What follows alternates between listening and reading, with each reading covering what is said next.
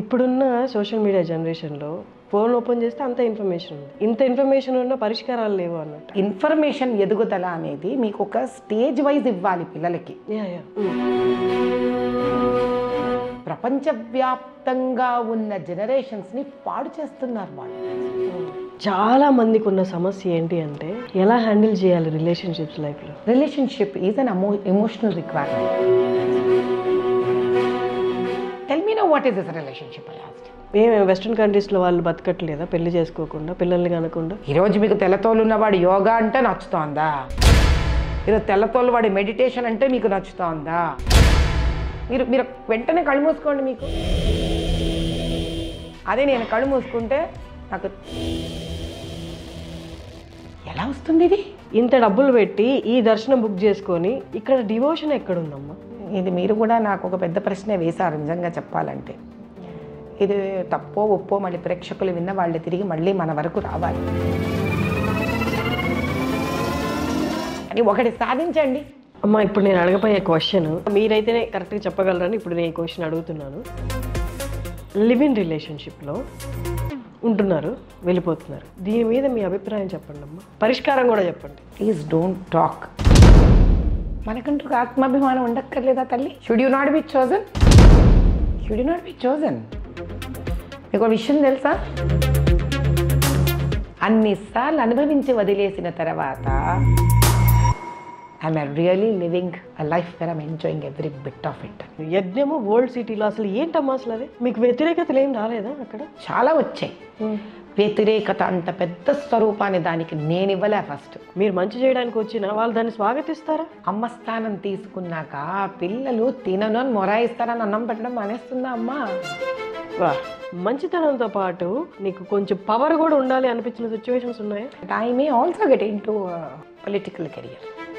చాలా ఇన్స్పైర్ అయిన leader. Hello views, welcome to iDream media. ఈ మధ్యకాలంలో నేను ఒక వీడియో చూశాను. ఆవిడ గురించి నాకు అసలు ఏమీ తెలియదు. ఆ వీడియో చూస్తూ అసలు స్క్రోల్ చేస్తూ ఒక క్షణం ఆగాను అనమాట. ఇంత చక్కగా మాట్లాడుతున్నారు. ఇప్పుడున్న 90% యంగర్ జనరేషన్కి అండ్ 30+ ఉన్న వాళ్ళకు కూడా చాలా సమస్యల గురించి చాలా స్పష్టంగా సమాధానం ఇస్తున్నారు. మేమందరం ఈ సమస్య దీన్ని ఎట్లా బయటికి రావాలి అనుకుంటే వాటిని దాన్ని అంతా ఆలోచించాల్సిన అవసరం లేదు. ఒక చిన్న మార్పులు చేసుకుంటే జీవితం సెట్ అవుతుంది అన్నట్లు అనిపించింది. ఆ చిన్న వీడియోలు 2 చూసినప్పుడు నేను ఖచ్చితంగా వీరిని ఇంటర్వ్యూ చేయాలి అనుకున్నాను. అలా అనుకొని నేను ఆఫీస్కి వచ్చినప్పుడు నాకు వచ్చిన ఇన్ఫర్మేషన్ ఏంటంటే వారు ఇంటర్వ్యూ ఇస్తున్నారు అని, అది నేను చేయబోతున్నానని. సో ఇవంతా మీకు ఎందుకు చెప్తున్నానంటే మీరు ఎంత నేర్చుకోబోతున్నారో ఈ వీడియోలో నేను కూడా అంతే నేర్చుకోబోతున్నాను వారి మాటలు విని అని ఆశిస్తూ ఇంటర్వ్యూ స్టార్ట్ చేస్తున్నాను. మాధవి లత గారు, ఆంట్రప్రెన్యూర్, విరించి గ్రూప్ MD. నమస్తే అండి. నమస్కారం తల్లి. ఎలా ఉన్నారు? బాగున్నానమ్మా. నీ ఇంట్రడక్షన్లో నేను నేర్చుకునే ఒక పాయింట్ ఏంటంటే, ప్లీజ్ చెప్పండి. చక్కగా ఆవిడ ఇచ్చిన పాత ఇంటర్వ్యూ చూసి ఎంత సరళంగా ఉంది, ప్రశ్నలకు సమాధానం ఎంత సులువుగా ఇస్తున్నారు, మీరెంత నేర్చుకుంటారో నేను అంతే నేర్చుకుంటానన్న భావం ఉంది చూసారా? అది ముఖ్యం ఫస్ట్ వ్యక్తికి. అది ఉన్నప్పుడు రిసీవింగ్ ఎండ్ బ్రెయిన్లో ప్రతి డోర్ ఓపెన్ అవుతుంది. ఎగ్జాక్ట్లీ అది కావాలి. బట్ ఇప్పుడున్న సోషల్ మీడియా జనరేషన్లో ఫోన్ ఓపెన్ చేస్తే అంత ఇన్ఫర్మేషన్ ఉంది, అంతా ఉంది, కానీ అందులో నాకు ఏది కావాలో నాకు తెలియదు. నేను మొత్తం చూస్తున్నా, ఆ మొత్తంలో ఏది ఇంప్లిమెంట్ చేసుకోవాలో నా లైఫ్లో నాకు తెలియదు. అన్ని బుక్స్ అవైలబుల్ ఉన్నాయి, సోషల్ మీడియాలో అంతా అవైలబుల్. బట్ ఇదంతా పెద్ద కన్ఫ్యూజన్ అయిపోతుంది. పర్టికులర్ సమస్య వచ్చేసరికి ఇంత ఇన్ఫర్మేషన్ని ఎలా ఇంప్లిమెంట్ చేయాలన్నది తెలియదు మాకు. మా జనరేషన్స్కి అసలు తెలియదు. ఆ సమస్య పట్టుకొని డిప్రెషన్ అనే దారిలో వెళ్తున్నామే కానీ మీకేమనిపిస్తుంది? ఇంత ఇన్ఫర్మేషన్ ఉన్న పరిష్కారాలు లేవు అన్నట్టు. సరే, మీకు ఒక చిన్న విషయం చెప్తాను. ఇప్పుడు మీ వయసు నాకు తెలియదు, కానీ మీరు చిన్నతనంలో మీ అమ్మగారు సామాన్యంగా మధ్యాహ్నం భోజనంలో ఏమి వండేవారు? రైస్, ఇంకా అన్నము కూరలు, ఏదో ఒక కూర, తర్వాత అనుకోకండి వడియాలు, ఫ్రై, ఏదో ఒకటి అంటే పెరుగు, అన్నము, పెరుగు, కూర, వీలుంటే టైం ఉంటే ఆవిడ వడియాలు, ఒక 3 వస్తువులు. అంటే మీ చిన్నతనంలో మీరు కంచం ముందు కూర్చుంటే నేను ఏది ఎంచుకొని తినాలా అనే సమస్య మీకు ఉండేది కాదు. కానీ ఇప్పుడు ఇంత వయసు అంటే మీకు ఊహ తెలిసి చక్కగా మీ నిర్ణయాలు మీరు తీసుకోవాల్సిన వయసులో కూడా మీరు ఒక పెళ్ళికి వెళ్ళారనుకోండి, ఆ పెళ్ళిలో మీకు ఒక 100 వంటకాలు ఉంటాయి. మీరు ఈరోజు నిర్ణయించలేరు ఏవి తినాలో ఎన్ని తినాలో. అంటే ఆలోచించండి, సంవత్సరానికో 6 నెలలకో మనను పిలిచే ఒక పెళ్ళిలో 100 వంటలో ఏ వంట నాలికి రుచి తెలిసిన తర్వాత కూడా యోగ్యత వచ్చి నిర్ణయం తీసుకోగలిగిన వయసులోనే తినలేకపోతే మరి చిన్నతనం నుంచే పిల్లలకు అంత అన్లిమిటెడ్, అన్వాంటెడ్, అన్డిజైర్డ్ ఇన్ఫర్మేషన్ వాళ్ళ చుట్టూరా తిరుగుతున్నప్పుడు వాళ్లకు ఇన్ఫర్మేషన్ చాలా ఉంది అని పెరుగుతారా? ఏది నిర్ణయించుకోలేని confusion state of brain develop అవుతుందా? ఏదవుతుంది? రెండిట్లో రెండూ అవుతున్నాయి. అంటే నేను అనేది ఏంటంటే ఒక చిన్న వయసులో నుంచే ఒక ఇన్ఫర్మేషన్ ఎదుగుదల అనేది మీకు ఒక స్టేజ్ వైజ్ ఇవ్వాలి పిల్లలకి. ఇప్పుడు అమ్మగారు మీకు 4 వంటలు ముందు పెట్టారు. సో రుచి, ఉప్పు, కారం, పులుపు, చప్పదనం, ఇవి బేసిక్ మీకు ఫ్లేవర్స్ వచ్చేసాయి ఇంట్లో. ఓకే. కాబట్టి ఇలా రోజు జరుగుతూ ఉంటే కూడా 6 నెలలకు ఒకసారో సంవత్సరానికి ఒకసారో 100 వంటలు కనిపిస్తే కూడా మనం కన్ఫ్యూజ్ అయిపోతాం. నేనేనా, మీరేనా, ఎవరైనా, ఏది తిందాం, ఏది తిందాం, ఏది తిందాం, ఏది తిందాం, ఇది తిందాం, అది తిందాం అని. కరెక్ట్. అలాంటప్పుడు రోజు 100 వంటలు మీ ముందు పెట్టారనుకోండి, పెట్టేవాళ్ళు అసలు మీ కడుపు ఏ రోజు నిండదు. కన్ఫ్యూషన్, రోజు ఏది తీసుకోవాలో తెలియదు, ఏ రుచి పూర్తిగా తెలియదు. రోజు పండగే ఉన్నట్టుంటుంది, ఒక్కరోజు పండగ ఉండదు మీకు లైఫ్లో. ఎగ్జాక్ట్లీ, కరెక్ట్గా చెప్పారు. అదే అంటే ఎదుగుతున్న పిల్లల సమస్య పాపం ఈరోజు ఏంటి అంటే, అందుకే నాకు వాళ్ళ మీద ఎప్పుడు కంప్లైంట్స్ ఉండవు, నాకు ఎప్పుడు కోపం రాదు. ఎవరి వల్ల ఒక another set of world which wants to make money, వాళ్ళ స్వార్థం కోసము, వాళ్ళు డబ్బు చేసుకోవడం కోసము, వాళ్ళ స్వలాభాల కోసము వాళ్ళు ప్రపంచవ్యాప్తంగా ఉన్న జనరేషన్స్ని పాడు చేస్తున్నారు వాళ్ళు. అంటే ఒక చిన్న వయసు నుంచి పిల్లలకి ఓవర్ ఫీడింగ్ ఆఫ్ ఇన్ఫర్మేషన్. పోనీ మీరు ఒకటే మార్గంలో ఒక చక్కటి ఇన్ఫర్మేషన్ ఇస్తున్నామనుకోండి, కనీసం ఒక క్లారిటీ ఉంది వాటికి, వస్తుంది ఒక పాయింట్లో. అలా కాదు, ఒకసారి ఈ డైరెక్షన్లో ఇన్ఫర్మేషన్ ఉంటుంది, ఒకటి సంబంధం లేకుండా ఇంకో డైరెక్షన్ ఇన్ఫర్మేషన్ ఉంటుంది. అంటే వాడికి బ్రెయిన్ ఏం తీసుకోవాలో అబ్జర్వ్ చేస్తూ ఎదిగే టైం కూడా లేకుండా ఆ పిల్లలకి ఏ వయసు వాళ్ళని అవ్వనివ్వండి, ఇదే సుమారు నేను చెప్పేది 6-7 ఏళ్ల వయసు నుంచి 35-40 ఏళ్ల వయసు వరకు phenomenally information is being dumped on the brain, not letting it to even have time to process. Processing time లేదు. దానివల్ల ఏమవుతుందంటే ఒక విషయాన్ని ఒక పర్టికులర్ కాన్సన్ట్రేషన్తో చూసి అనలైజ్ చేసి జవాబు ఇచ్చుకొని తెలుసుకొని ముందుకు వెళ్ళే టైంలో వాడు ఒక 200 విషయాలను చూస్తున్నాడు. వాడు 200 రకరకాల విషయాలను. అంటే బ్రెయిన్ డెవలప్ అవ్వట్లేదు, కన్ఫ్యూజన్ అనే స్టేట్కి ఎక్కువ వెళ్ళిపోతుంది. ఇది అది ఎంత వరకు దారి తీస్తోందంటే ఆప్షన్ ABCDEFGHIJKL వాడి సొంత జీవితంలో కూడా ఏదైనా చెయ్యాలంటే ఒకదాన్ని పట్టుకొని సూటిగా వెళ్ళట్లే. నేను ఆప్షన్ B ఏంటిది కాకపోతే, ఆప్షన్ C ఏంటిది కాకపోతే, అంటే ఆల్రెడీ ఏ అవ్వదు, నీకు B కావాలి, C కావాలి, D కావాలి. there is a phenomenal confusion on the brain of an individual, whether it is a child, whether it is a youngster, whether it is he or she is in adolescent stage. పెళ్ళితో సహా ముందే మీకు 200 options ఉంటాయి. ఏదైనా ఒకటి పట్టుకొని సుదీర్ఘకాలం దానిలో ప్రయాణం చేస్తేనే మనకి ఒకటి పూర్తిగా అర్థమవుతుంది. అంటే ఒక భాష అయినా కూడా మీరు ఎప్పుడైనా బాగా అబ్జర్వ్ చేయండి, మాతృభాషనైనా కూడా ఎవరైతే సంపూర్ణంగా నేర్చుకుంటారో వ్యాకరణంతో సహా, అంటే person who masters his own language, could be any language, it could be mother tongue, it could be any other language, who masters it properly along with the grammar, for him or her it's not difficult to pick up any other language. కానీ ఏ ఒకటి కూడా మనం సంపూర్ణంగా నేర్చుకోలేదనుకో తల్లి, ఏది నేర్చుకోవడం ఎలాగో తెలియదు, కాన్ఫిడెంట్గా ప్రజెంట్ చేయడం ఎలాగో తెలియదు. ఇక్కడ మల్టీ టాస్కర్ని నేను, నాకు ఎట్ ఏ టైం 4-5 టాలెంట్లు ఉన్నాయని ఫస్ట్ నుంచే అనిపించుకోవాలని మీరు అన్నట్టు ఒకటి పూర్తిగా నేర్చుకుంటే మిగతావి ఆల్రెడీ వచ్చేస్తాయి అన్నది మర్చిపోయి మీ ఈ generation at the first step నుండే నేను మల్టీ టాస్క్ అని అనిపించుకోవాలన్న ఆతృత ఎక్కువ ఉంది. అంటే వాళ్ళ గురించి ఆశించే వాళ్ళు కూడా అలా ఆశిస్తున్నారు కదమ్మా. ఇప్పుడు పుట్టిన బిడ్డకి ఏం తెలుస్తుందమ్మా, నేను మల్టీ టాస్కర్ అవునో కాదో, వాళ్ళ మీద ఆశలు పెరిగిపోవట్లే విపరీతంగా. ఎవరికి? తల్లిదండ్రులుగా? మరి నాకు తెలియట్లేదు. స్కూళ్ళకా, ఫ్రెండ్స్కా, టీచర్లకా? పిల్లల యాక్టివ్నెస్కి పిల్లల అగ్రెసివ్నెస్కి తేడా తెలియట్లేదమ్మా ఎవరికి. Being active is very different from being aggressive. Very different actually. అగ్రెసివ్నెస్సే కనిపిస్తుంది పిల్లలకు ఉన్నది ఈ కాలంలో అగ్రెసివ్నెస్ అమ్మా, యాక్టివ్నెస్ కాదది. యాక్టివ్ చైల్డ్ అంటే ఎవరు? యాక్టివ్గా వినేవాడు, యాక్టివ్గా గ్రాస్ప్ చేసేవాడు. Active is an alert state.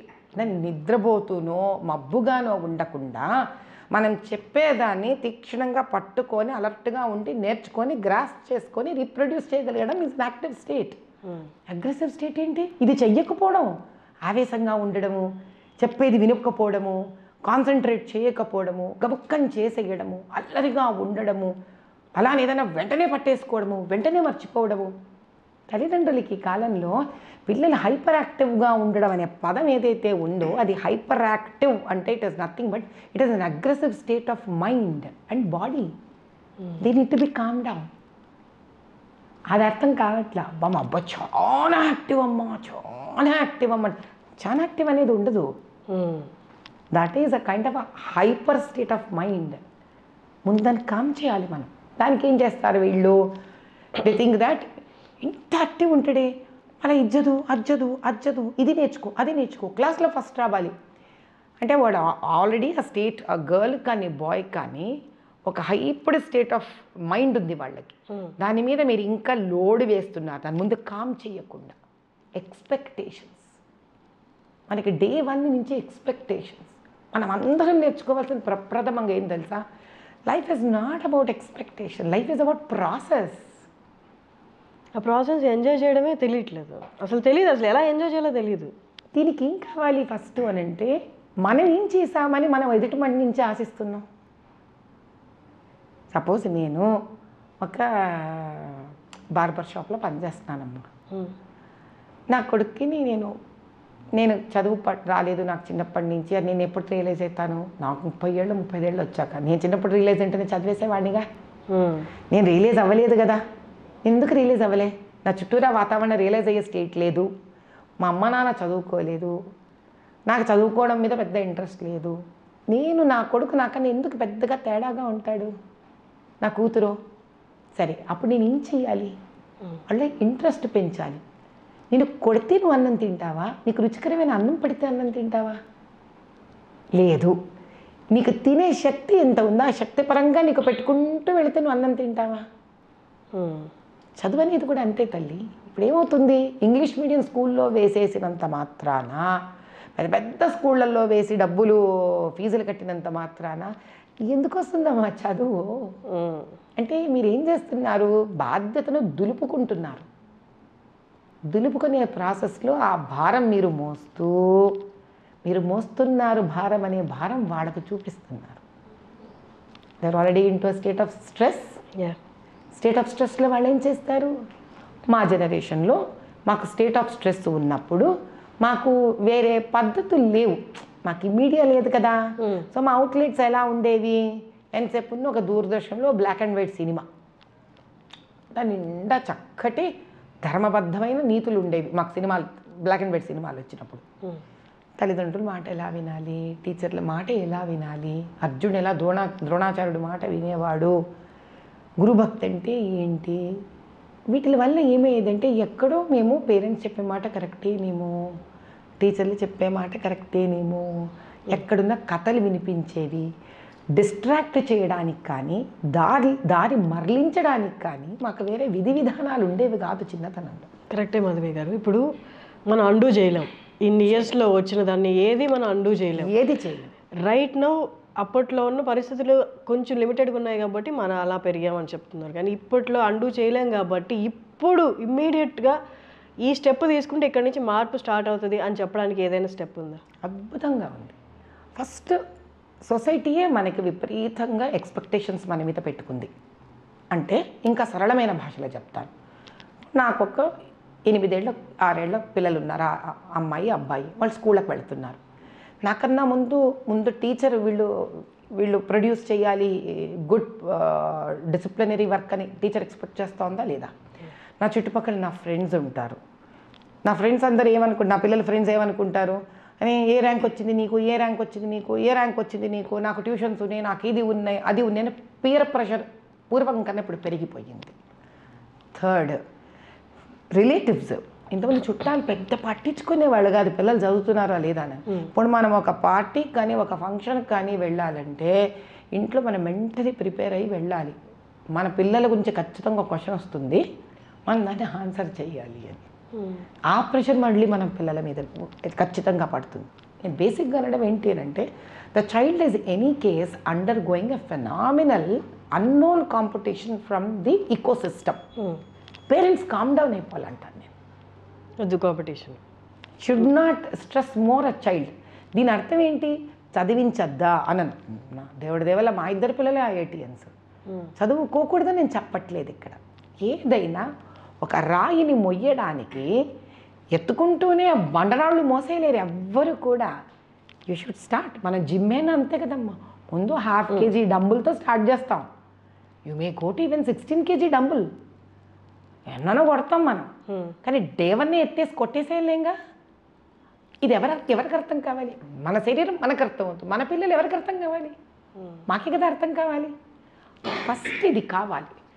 This kind of an understanding is very very very important for parents. ఇప్పుడు అదేమంటారు, కంచె చేను మేస్తే, నువ్వు కంచె వేసావు, ఆ కంచె వచ్చే చేనుని వేసేస్తుంది. మరి ఎవరికి చెప్పాలి? చేను తల్లిదండ్రులు కంచె లాంటి వాళ్ళు. అలానే ఏం చేస్తారు, no we're not interested to put our children into schools, there is lot of stress, IITలు, ఆ ఇంజనీరింగ్లు, ఆ మెడిసిన్స్ వద్దబ్బా అంటారు. మరి చదివే వయసులో పిల్లలు చదవని కూడా చదవకపోతే మరి ఏం చెయ్యాలి? బేసిక్గా what is very important is we have to be very closely attached to the child to help them to outburst their emotions. ఇది వరకు ఇమోషన్స్ చాలా పెద్ద వయసు వస్తే కానీ ఉండేవి కాదు. సరళంగా అలా సున్నితంగా ఉండి ఎప్పుడో పెద్ద కోపమో ఏడుపులో, అలా కాదు. పిల్లలకి అసలు ఎంత ఇప్పుడు ఆత్మాభిమానం ఉంది తెలుసా తల్లి. ఒక 4-5 ఏళ్ల పిల్లవాడిని నువ్వు ఇది వరకు జోకులు వేసేసేవాళ్ళు, ఇంట్లో మేనమామలు వాళ్ళు వీళ్ళు దులుపుకొని పోయేవాళ్ళం అందరం. ఇప్పుడు అలా కాదు. మీరు 4 year oldని ఒక జోక్ వేసి చూడండి, వాడు కళ్ళు స్టేర్ చేస్తాడు.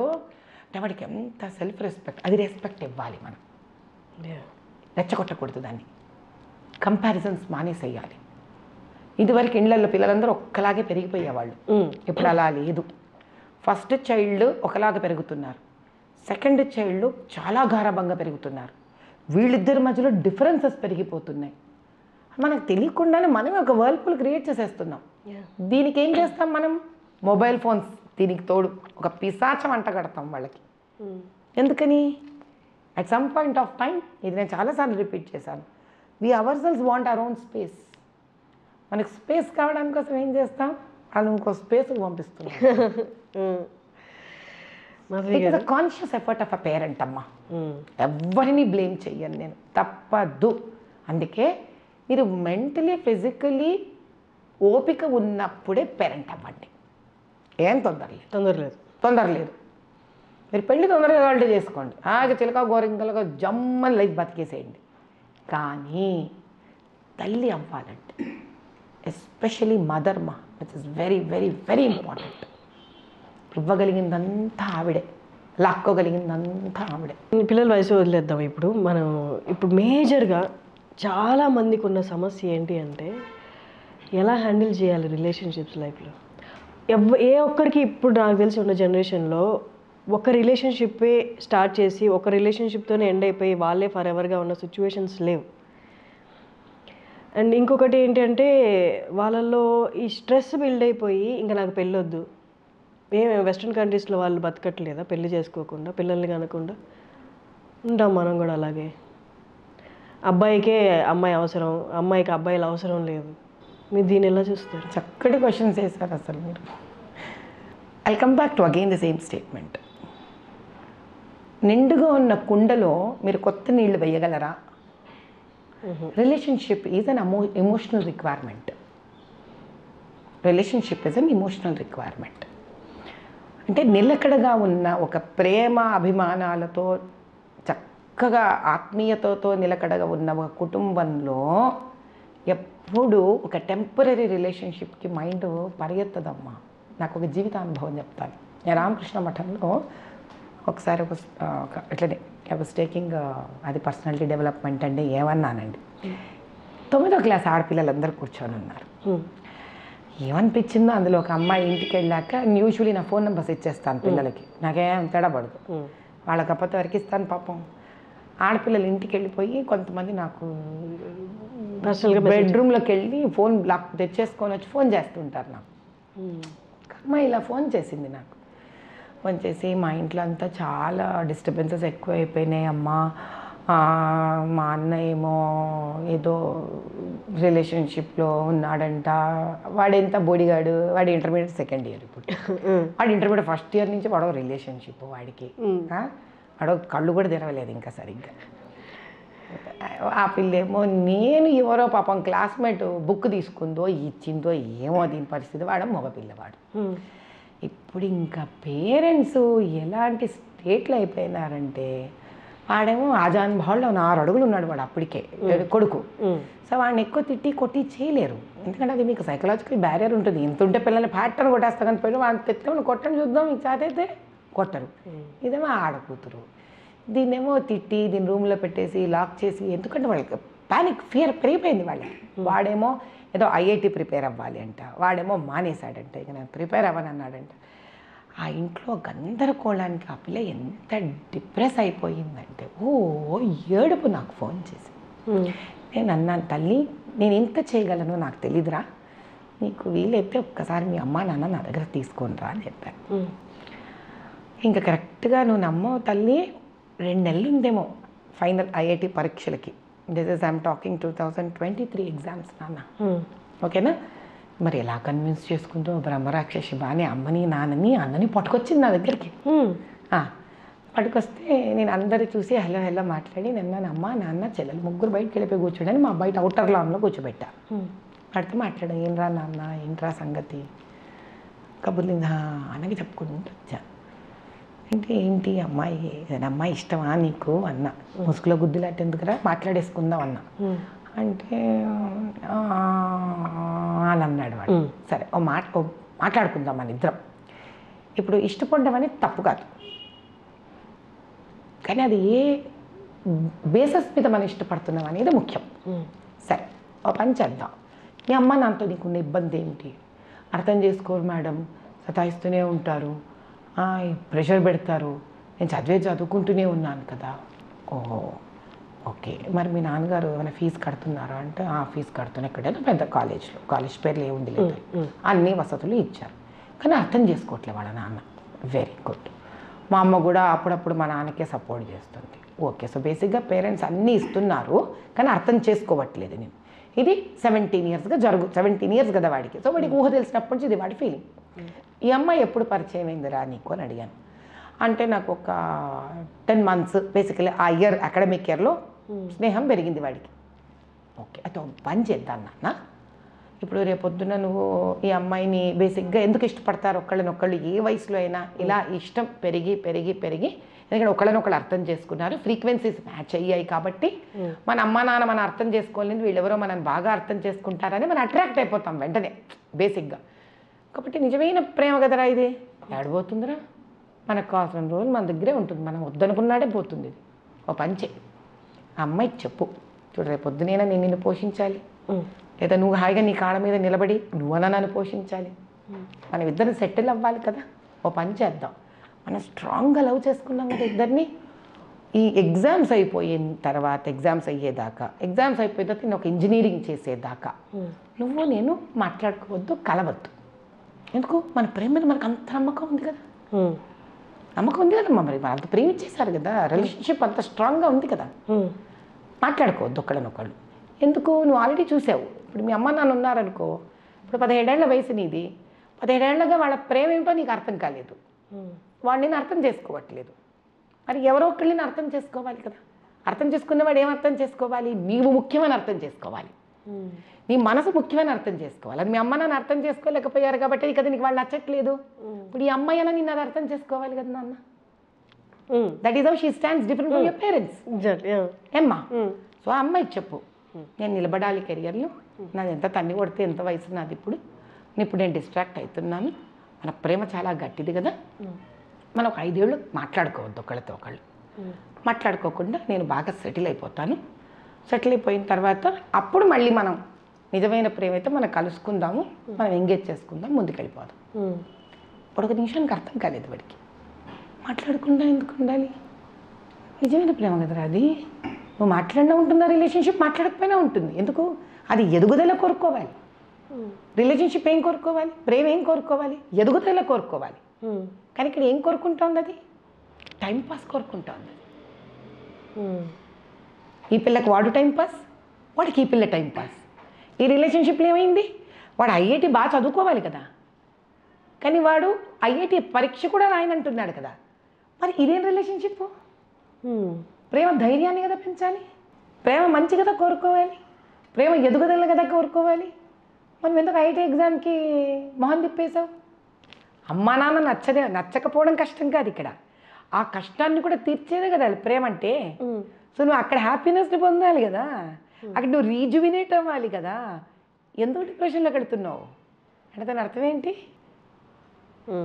That relationship is not giving you happiness, it's not rejuvenating you. It is as good as your parents relationship today that you have understood. కనీసం వాళ్ళు చాకరీ చేసి డబ్బులు పోస్తున్నారు నీ మీద. నువ్వు ఐఐటి అని అయితే ఏం వెలగబడతావు వాళ్ళకి? వాళ్ళకు ఫాల్స్ ప్రెస్టీజ్ ఉండొచ్చు, నా కొడుకు ఐఐటి. కానీ ఐఐటి నీకు ఒకవేళ వస్తే వాళ్ళకే అన్నం పెట్టావు కదా. 5 ఏళ్ళు మళ్ళీ వాళ్ళు ఖర్చు పెట్టాలా నీకు 4 ఏళ్ళు ఇంజనీరింగ్కి? అంటే వాళ్ళు ఏం కోరుకుంటారు, మొరటుగా కోరుకున్నారు నీ కోసం, సున్నితంగా కోరుకోలేకపోయారు, గుడ్డిగా కోరుకోలేకపోయారు. నువ్వు ఏదైతే గుడ్డి అనుకుంటున్నావో ఆ రిలేషన్షిప్ నిన్ను రీజువినేట్ చేయలేదు, ఐఐటి వైపు నిన్ను తీసుకెళ్ళలేదు, మోటివేట్ చేయలేకపోతుంది. Tell me no what is this relationship I asked. నాకు తెలీదు, నువ్వు నాకు ఎక్స్ప్లెయిన్ చేయన్నా. గర్ల్ ఫ్రెండ్ ఉండడం లేదా బాయ్ ఫ్రెండ్ ఉండడం అనేది పొసెషన్లో అయిపోయింది.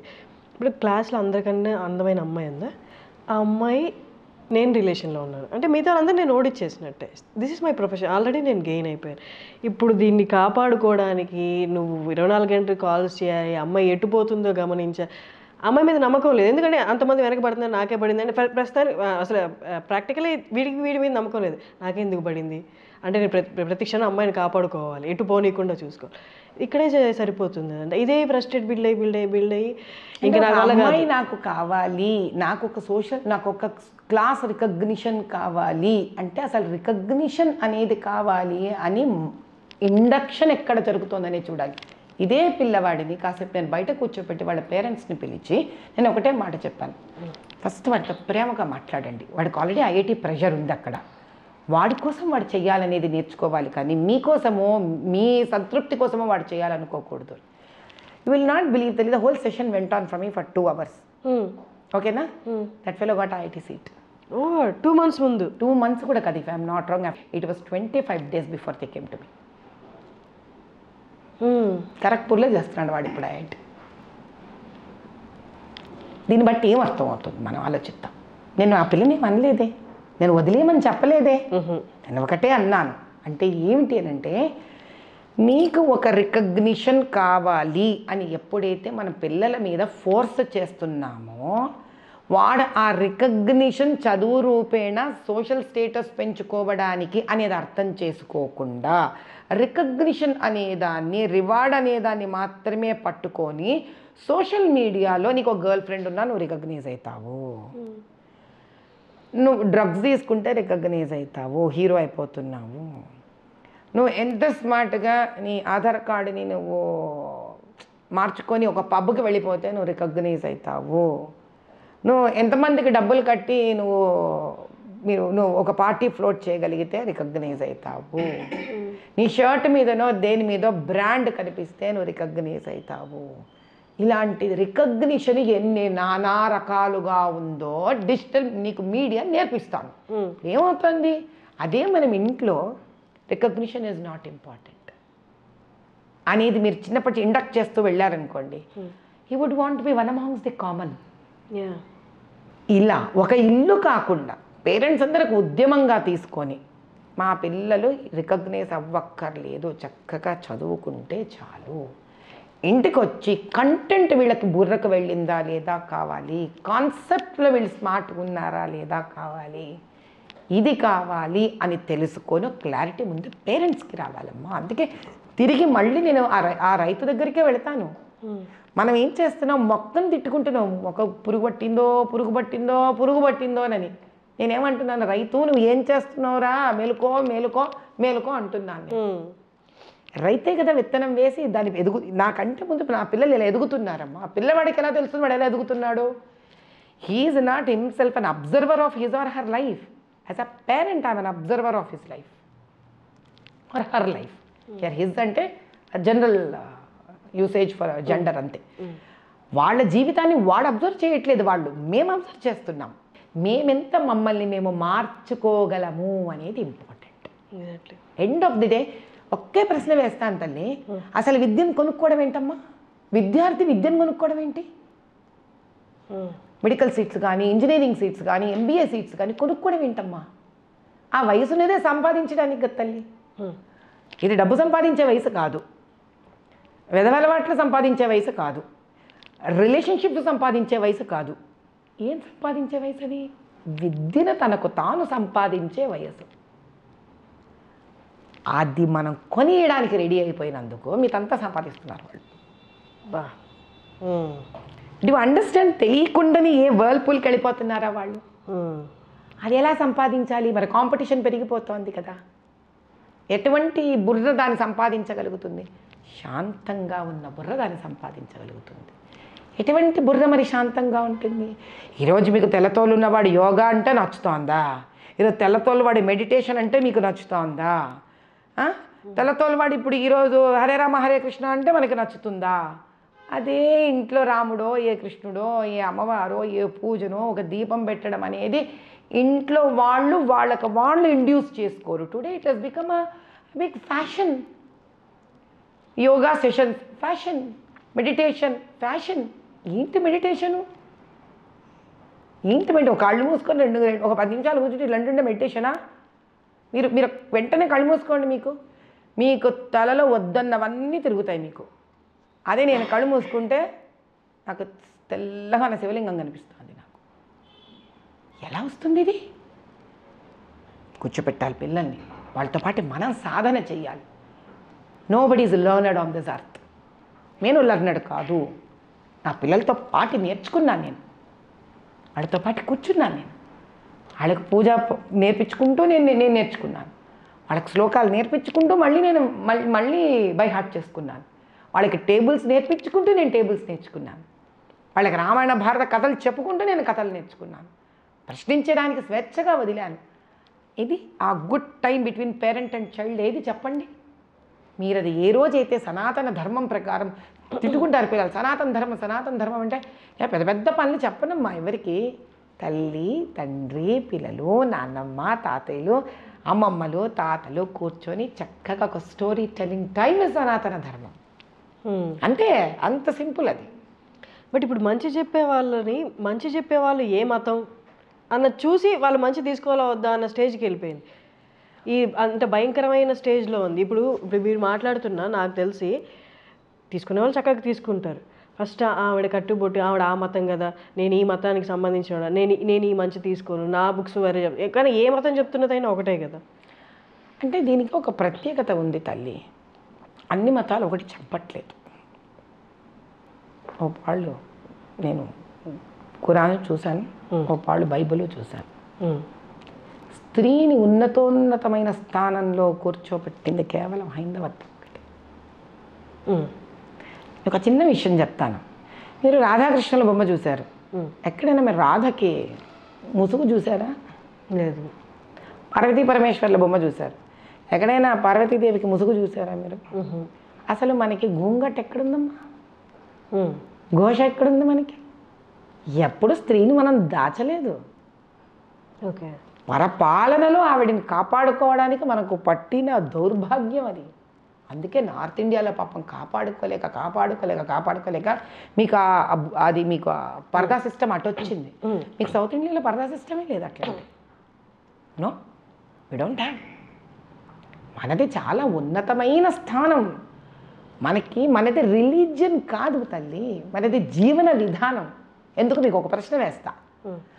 మనకి రామరాజ్యం, రాముడు దేవుడు మనకి. ఎందుకు ఆయన దేవుడు? తల్లిదండ్రుల మాట విన్నాడు కాబట్టి, అహింసని పాటించాడు కాబట్టి, స్నేహితుడికి అండగా నిలబడ్డాడు కాబట్టి, ధర్మపాలన చేశాడు కాబట్టి ఆయన రాజు మనకి. అధర్మంగా ఎవడి తలని నరకడం గురించి మాట్లాడాడు ఆయన కాబట్టి. కృష్ణుడు ఎందుకు? ఎవరైతే నిజం మాట్లాడారో, ఎవరైతే పాండవులయ్యారో వాళ్ళతో నిలబడ్డాడు కాబట్టి. శత్రువు అధర్మపాలుడైన ధర్మరాజు మన దుర్యోధనుడు తాను ముందు వచ్చినా అడిగిన వెంటనే తాను అడిగింది తనకి ఇచ్చేశాడు కాబట్టి. సత్యం కోసం, ధర్మం కోసం ఆఖరి వరకు నిలబడ్డాడు కాబట్టి. మళ్ళీ ఆయన రాజే, ఆయన ధర్మపాలనే చేశాడు. ఆయన ధర్మరాజు నిజమే మాట్లాడాడు, నిజం కోసం ఎంత దూరమైనా వెళ్ళాడు. అంటే ఒక సాటిస్ఫాక్షన్, 5 ఊళ్ళు ఇచ్చినా చాలన్నాడు. అంటే హైందవత్వం మనకు నేర్పించేది ఏంటి అని అంటే, ఎంతసేపు ఎవరిని దూషించదు హైందవత్వం. ఈ మతం తప్పు, ఆ మతం తప్పు, ఆ మతం తప్పు, ఈ మతం తప్పు, ఈ మతం వాడు కనిపిస్తే ఇది నువ్వు చంపితేనే నీకు పుణ్యస్థానాలు దక్కుతాయి. నేనెక్కడ వినలేదే. మరి నేనైతే హైందవత్వం మీరు విన్నారా ఈ రోజన్నా? కానీ బలులు అవి చేస్తారు కదమ్మా. ఆ స్టోరీ వేరు తల్లి. ఇప్పుడు అది ఎలా ఉంటుంది అని అంటే, ఇప్పుడు ఒక వెజిటేరియన్ని నాన్ వెజిటేరియన్ని పట్టుకున్నావు అనుకో, ఇప్పుడు నాన్ వెజిటేరియన్ తినేవాడు బలి చేస్తున్నాడు, వాడు బాధపడతాడు. ఇప్పుడు భక్త అంటే నేను అది ఆహారం గురించి మాట్లాడట్లేదు. మెయిన్ ఏంటి అంటే బలిచ్చేది, నేను చేసిన పాపాలకి ఇంకొక ప్రాణాన్ని బలిస్తే నా పాపాలు పోతాయి. వాళ్ళకున్న ఇగ్నరెన్స్ తల్లి, అది వాళ్ళ ఇగ్నరెన్స్. అదే కదా వాళ్ళ కొండ జాతి, వాళ్ళ జీవన విధానం అదమ్మా. ఒక్కరి జీవన విధానం అది. ఆ జీవన విధానానికి అదే నువ్వు ఆ కొండ జాతి వాళ్ళని తీసుకొచ్చి నువ్వు అద్భుతంగా నువ్వు చదువు ఇవన్నీ నేర్పించి, నువ్వు హైందవ ధర్మం ఏదో నేర్పించి వాళ్ళకి వేదోక్తంగా వాళ్ళకి తర్వాత మనము చాలా శాంతి రూపేణ చాలా పాటించేసాం. మనం ఏవి బలులు ఇవ్వకూడదు, జీవహింస చెయ్యకూడదు. అది ఇండ్యూస్ చేసిన తర్వాత he will not go back there. It is about how much he is exposed to the softer side and the non-violent side of Hinduism. అంతే కదా. ఇప్పుడు ఎవరికి ఎంత, ఇప్పుడు మనం ఉంటాం తల్లి సింపుల్గా. ఇప్పుడు ఆ రోడ్డు మీద జిలేబీలు అమ్ముతుంటాడు, దాని మీద ఈగలు ముసురుతాయి, నువ్వు కొనుక్కొని తినగలవా? ఇలా చిన్న బీద పిల్లాడు ఉన్నాడు అనుకో, నువ్వు 10 రూపాయలు పరిగెత్తుకెళ్ళి అక్కడ కొనుక్కొని తింటాడు. దాన్ని మనం వేలెత్తి చూపించలేము దాన్ని మనం వాళ్ళకి అంటే ఇప్పుడు ఇంత పెద్ద ప్రపంచంలో మనం హైందవత్వంలో దాన్ని సంపూర్ణంగా నేర్చుకున్నవాడు ఎదిగిపోయి ఉంటాడు. కానీ ఒక మోస్తరు ఆలోచన విధానంలో వాడి మాట తీరు నెమ్మదిగా ఉంటుంది. అదే పాపం బస్తీలలో అక్కడ ఉన్నవాడు, వాడికి ప్రేమ చాలా ఉంటుంది కానీ వాడి మాట మొరటుగా ఉండదు. ఇది అంతే. కాలరూపేణ మనం వాళ్ళని శాంతి రూపేణ ఇటుపక్కన హైందవత్వానికి ఉన్న ధర్మ వైపు కానీ, దానికి ఉన్న శాంతి రూపం వైపు కానీ, అహింస రూపం వైపు కానీ వాళ్ళని కన్నా మలచగలిగితే వాళ్ళు శాంతపడిపోతారు. That is totally different. అంటే అది కాదు నేను అంటున్నది. నేను చెప్పేది ఏంటి అని అంటే, హైందవ ధర్మంలో గొప్పతనం ఏంటంటే తల్లిదండ్రులు మనల్ని పెంచుతారు, మనం వాళ్ళని చూసుకుంటాం. స్త్రీని మనం గౌరవించాలి, అటువంటి స్త్రీ మన ఆలనా పాలన చూసుకుంటుంది. మనకు గురువు విద్య నేర్పిస్తారు, అటువంటి గురువుకు మన గురుదక్షిణ రూపంలో జీవితంలో మనం రిటర్న్ వాళ్ళకంటూ ఒక సేవ రూపంలో ఏదో రూపంలో చెయ్యాలి. దేశం మనని ఉద్ధరిస్తుంది, మనం దేశానికి తిరిగి ఏమి ఇవ్వాలి. ఇలాంటిది there is a very balanced give and take story ఇక్కడ. ఇది ఎందుకు డిస్టర్బ్ అయ్యింది అని అంటే, ఇంత సుభిక్షంగా స్టేబుల్ స్టోరీ ఉన్న భారతదేశాన్ని, బంగారు భారతదేశం, అదే కదా పాప నరేంద్ర మోదీ గారు తప్పన పడిపోతున్నారు మళ్ళీ తీసుకొని రావాలి అని. ఆయన కష్టపడేదంతా ఇదే. మనం ఏదో ఆయన హైందవత్వమో ఇవన్నీ వేరే వేరే ట్యాగ్స్ ఇవ్వడం, it is not a right thing. ఆయన అనేది ఒకటే, హైందవత్వంలో you give you take, you give అనేది చాలా నీట్గా ఉంది సిస్టమ్. అది ఎప్పుడైతే మనం అవలంబిస్తామో తిరిగి, you all become normal and we calm down by our life standards. Calm down అన్నారు కాబట్టి నాకు ఇక్కడ ఒక క్వశ్చన్ అమ్మ. పూర్వం నుంచి భక్తి డివోషన్ అనేది మెడిటేషన్ రూపంలో, నిన్ను నువ్వు మార్చుకునే రూపంలో, నువ్వు ఎంత కఠినంగా తపస్సు చేసి ఎంత నువ్వు క్లీన్గా ఉంటావు అన్నది. కానీ రాను రాను ఏమైపోయిందంటే, ఇంత డబ్బులు పెట్టి ఈ దర్శనం బుక్ చేసుకొని ఆ గుడికి వెళ్ళి వచ్చామా, అది కూడా తోపుల ఆట, అక్కడ కూడా వాడిని గుద్దుకోవడం వీడిని గుద్దుకోవడం, నేను నాకు ముందుకు వెళ్ళాలి అని. ఇక్కడ డివోషన్ ఎక్కడుందమ్మా? మిమ్మల్ని దీనికి ఒక ఆన్సర్ ఇస్తాను మీకు. శ్యామశాస్త్రి గారు ఉన్నారు, త్యాగరాయ స్వామి ఉన్నారు, వీళ్ళందరూ వాగ్గేయకారకులు. అంటే అప్పటికప్పుడు చక్కని పాటలు రాసేసేవారు. త్యాగరాయ స్వామి రామచంద్రుడు ఆయన ఇంట్లోనే కనిపించేశాడమ్మా ఆయనకి. ఫస్ట్ ఆఫ్ ఆల్ అంటే క్షేత్రాలకు తిరగద్దు అనట్లేదు నేను. అంటే మన సంవత్సరం అంతా ఏదో చేసేసి మన సంవత్సరానికి ఒకసారి 6 నెలలకు ఒకసారి ఒక క్షేత్రానికి వెళ్ళి అక్కడ దర్శించేసుకుంటే మన పాపాలు వెళ్ళిపోతాయేమో అనే ఒక ఈ ట్రాన్సాక్షన్ యాటిట్యూడ్ వచ్చింది చూడండి. అది ఎక్కడ మొదలైంది అయి ఉంటుంది అంటారు? ఎక్కడ మొదలయ్యి ఉంటుంది, ఇది మీరు కూడా నాకు ఒక పెద్ద ప్రశ్నే వేశారు నిజంగా చెప్పాలంటే. నా ఉద్దేశం ఏమిటి అని అంటే, ఇది తప్పో ఒప్పో మళ్ళీ ప్రేక్షకులు విన్న వాళ్ళు తిరిగి మళ్ళీ మన వరకు రావాలి. మనిషికి కాలం అనేది వాళ్ళ దగ్గర తగ్గిపోయేసరికి, కాలం తగ్గిపోవడం అంటే ఏంటి, ఇప్పుడు మన కోరికలు పెరిగాయి, మన అవసరాలు పెరిగిపోయాయి. గౌతమ్ బుద్ధ గారు అన్నట్టు Dzire is the root cause of pain అని. ఇప్పుడు ఇదివరకు ఏముండేదమ్మా, శుభ్రంగా నిదానంగా 6 ఏళ్ల వరకు పిల్లల్ని స్కూల్లో వేసేవాళ్ళు కాదు, కొంచెం ఇంట్లో పెద్ద బాల శిక్షణ నేర్పించేవాడు. సో పొద్దున్నే లేచి పూజా పునస్కారం చేసుకొని నిదానంగా దీపం పెట్టుకొని కాస్త వంట చేసుకొని అలా భర్త తిని ఆయన పాటికి ఆయన వెళ్ళిపోతే కాస్త పిల్లలకు పెట్టుకొని the day and the schedule use to be a very relaxed schedule. అటు భర్తకు కానీ భార్యకు కానీ వీళ్ళు కూడా వెళ్ళేవాళ్ళు, సహాయ సహకారాలు అందించేవాళ్ళు వాళ్ళ ఆక్యుపేషనల్ లైఫ్స్లో. ఇప్పుడు ఏమవుతుంది, మీకు రాత్రి వంట ఫ్రిడ్జ్లో పెట్టుకొని పొద్దున తినే పరిస్థితి ఉందా లేదా చెప్పండి? 100% ఉంది. ఇక దేవుడికి టైం ఎక్కడుంది తల్లి? ఇప్పుడు మరి దేవుడిని కూడా మీరు పైలప్ చేస్తున్నారా లేదా?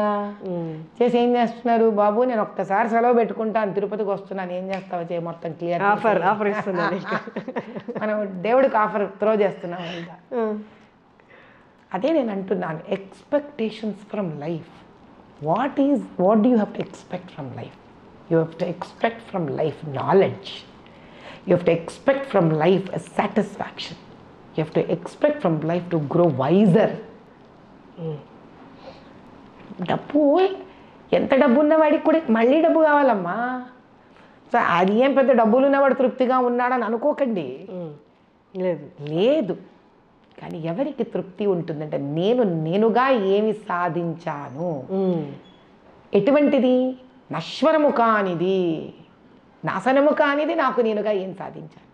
ఒక కొత్త విద్యనా, ఒక సంగీతమా, ఓ భక్త, ఒక కాన్సెప్ట్గా సబ్జెక్ట్లో ఒక నెక్స్ట్ లెవెలా, నేను ఒక బెస్ట్ ఫోటోగ్రాఫర్నా, నేను అథ్లీట్నా, నా అంతకు నేను ఏది నాకు చేతనేనంత వరకు వెళ్ళి చూశాను అని ఒకటి సాధించండి. ఆ డబ్బు మీకు తృఢప్రాయంగా కనిపిస్తుంది. ఆ తర్వాత a person should have a reason and cause for his birth కదమ్మా. నిన్న ఐటీ ఉద్యోగానికి మనం ఏదో ఇంజనీరింగ్ చేసేసి ఒక ఐటీ ఉద్యోగం తెచ్చుకొని ఒక డబ్బా ముందు పొద్దుటి నుంచి రాత్రి దాకా ఒకటే పని చేయడానిక ఇంత మానవ జన్మ. ఉద్యోగాలు చేయొద్దనట్లేదు, అండర్స్టాండ్. ఇప్పుడు ఉద్యోగానికి వస్తారు పిల్లలు, చూస్తుంటాం మేము కూడా. 6 నెలలు అవ్వగానే, సంవత్సరం అవ్వగానే ఇంకో జాబ్కి వెళ్ళిపోతుంటారు. అక్కడి నుంచి ఒక 6 నెలలు, సంవత్సరం ఇంకో జాబ్కి వెళ్ళిపోతారు. దానికి శాలరీ పే ఒక 20,000 డిఫరెన్స్ ఉంటుందనే, 30,000 డిఫరెన్స్ ఉంటుంది. నన్ను అడగచ్చు, మీ కడుపు నిండింది మీరేమనొచ్చు అన్న, ఎవరైనా వచ్చి అడగచ్చు. దానికి నా పర్సనల్గా రమ్మనండి, నేను వనాను వాళ్ళకి సమాధానం చెప్తాను. నా జీవితం ఎంత సింపుల్గా ఉంటుందో. నేను అంతే లో మిడిల్ క్లాస్ ఫ్యామిలీ నుంచే వచ్చాను. నేను ఈ రోజుకి నా జీవన విధానం అలాగే ఉంటుంది. నేను చెప్పులు వేసుకోకుండా కనీసం అంటే ఒక 50 కిలోమీటర్లు 100 కిలోమీటర్లు నడిచేస్తాను నేను. రమ్మనండి, పోనీ వాళ్ళందరూ ఏమన్నా రమ్మనండి, ఐటీ ఉద్యోగాలు ఇంత చేస్తారు కదా, కొంచెం వాళ్ళకి నేను ఫ్యాన్ వేసుకోకుండా, ఏసీ వేసుకోకుండా కూర్చోగలను, ఎండలో పోయి పని చేయగలను, పార పని చేయగలను, మట్టి పని చేయగలను, ఎటువంటి వర్కర్స్తో కూడా కూర్చొని నేను హాయిగా పని చేస్తాను, కూర్చొని తింటాను. What is important in life is for what you have taken this birth. Have you try to do some justification to it? అది నేర్పించాలి తల్లిదండ్రులు పిల్లలకి. They should let them choose an option while keeping one as an goal. అంటే మనకి మనసులో ఉంది మా అమ్మాయి ఒక మంచి డాక్టర్ అవ్వాలని. డాక్టర్ అవ్వాలంటే డాక్టర్ అవ్వడానికి అయ్యే ఇన్స్పిరేషన్ చిన్నప్పటి నుంచి ఇవ్వాలి వాళ్ళకి. అంటే ఏంటి, సపోజ్ నేను ఒక ఎక్స్ పర్సన్, నా ఎక్స్ పర్సన్ అనే ఒక పేరెంటో తాతగారో దూర బంధువో చుట్టమో ఫ్రెండో ఎవరో ఒక అనారోగ్యంతో పోయారనుకుందాం, నన్ను డిస్టర్బ్ చేసింది అది. మా పిల్లలు ఉన్నారు, మా అమ్మాయిని అబ్బాయిని డాక్టర్ చేయాలనుకుంటున్నాను. నేను కదా ఇన్స్పైర్ అయ్యాను, మంచిదే. నా ఇన్స్పిరేషన్ వాళ్ళకి పాస్ చేయగలగాలి, అప్పుడు కదా వాడు ఇన్స్పైర్ అయ్యి చేస్తారు. అది డాక్టర్ అవ్వాలి, డాక్టర్ అవ్వాలి, డాక్టర్ అవ్వాలి, డాక్టర్ అవ్వాలంటే ఒక పాయింట్ తర్వాత వాళ్ళకి అర్థం కాదు వాళ్ళు ఎందుకు డాక్టర్ అవ్వాలి, వాళ్ళు డిటాచ్ అయిపోతారు దానికి. అందుకే చాలామంది వాళ్ళు చేసిన ఇంజనీరింగ్లు వదిలేసి ఇంకేదో చేస్తూ ఉంటారు ఇంజనీర్లు అయిపోయాక. డాక్టర్లు యూజువల్లీ ఇన్స్పైర్ అయ్యి చేస్తారు. అది కాకుండా చేసిన వాళ్ళు చాలా రొటీన్ లైఫ్స్కి వెళ్ళిపోతారు కమర్షియల్గా. But in fact doctors life is meant to get in to research every day in to medical industry. Basic point ఏంటి అంటే ఇక్కడ పిల్లలకి ఏదైనా ఇన్స్పైర్ అయ్యి ప్రశాంతంగా చెయ్యడం అనేది నేర్పించాలి, వాళ్ళకి పాత చూపించగలగాలి. ఎలా తెలుస్తుందని, వాళ్ళకు ఒక దానాలు, ఒక బర్త్డేకి పిల్లల్ని తీసుకెళ్ళి go to cancer hospital, go to Niloufer hospital. ఎలా ఉంటారు పాపం పిల్లలు, అది నిజం కాదా, అది బాధ కాదా? మరి మన ఇంట్లో పనిచేస్తారు ఎంతమంది ఆడవాళ్ళు మగవాళ్ళు, వాళ్ళ పిల్లలు ఉంటారు. మా పిల్లలు అలా ఇంటరాక్ట్ అయ్యేవాళ్ళు పుట్టినరోజు నాడు మీకు అన్ని రోజులలో. మదర్ తెరీసా హోమ్కి తీసుకెళ్ళేదాన్ని చిన్నప్పుడంతా. అది మా రూల్ ఇంట్లో.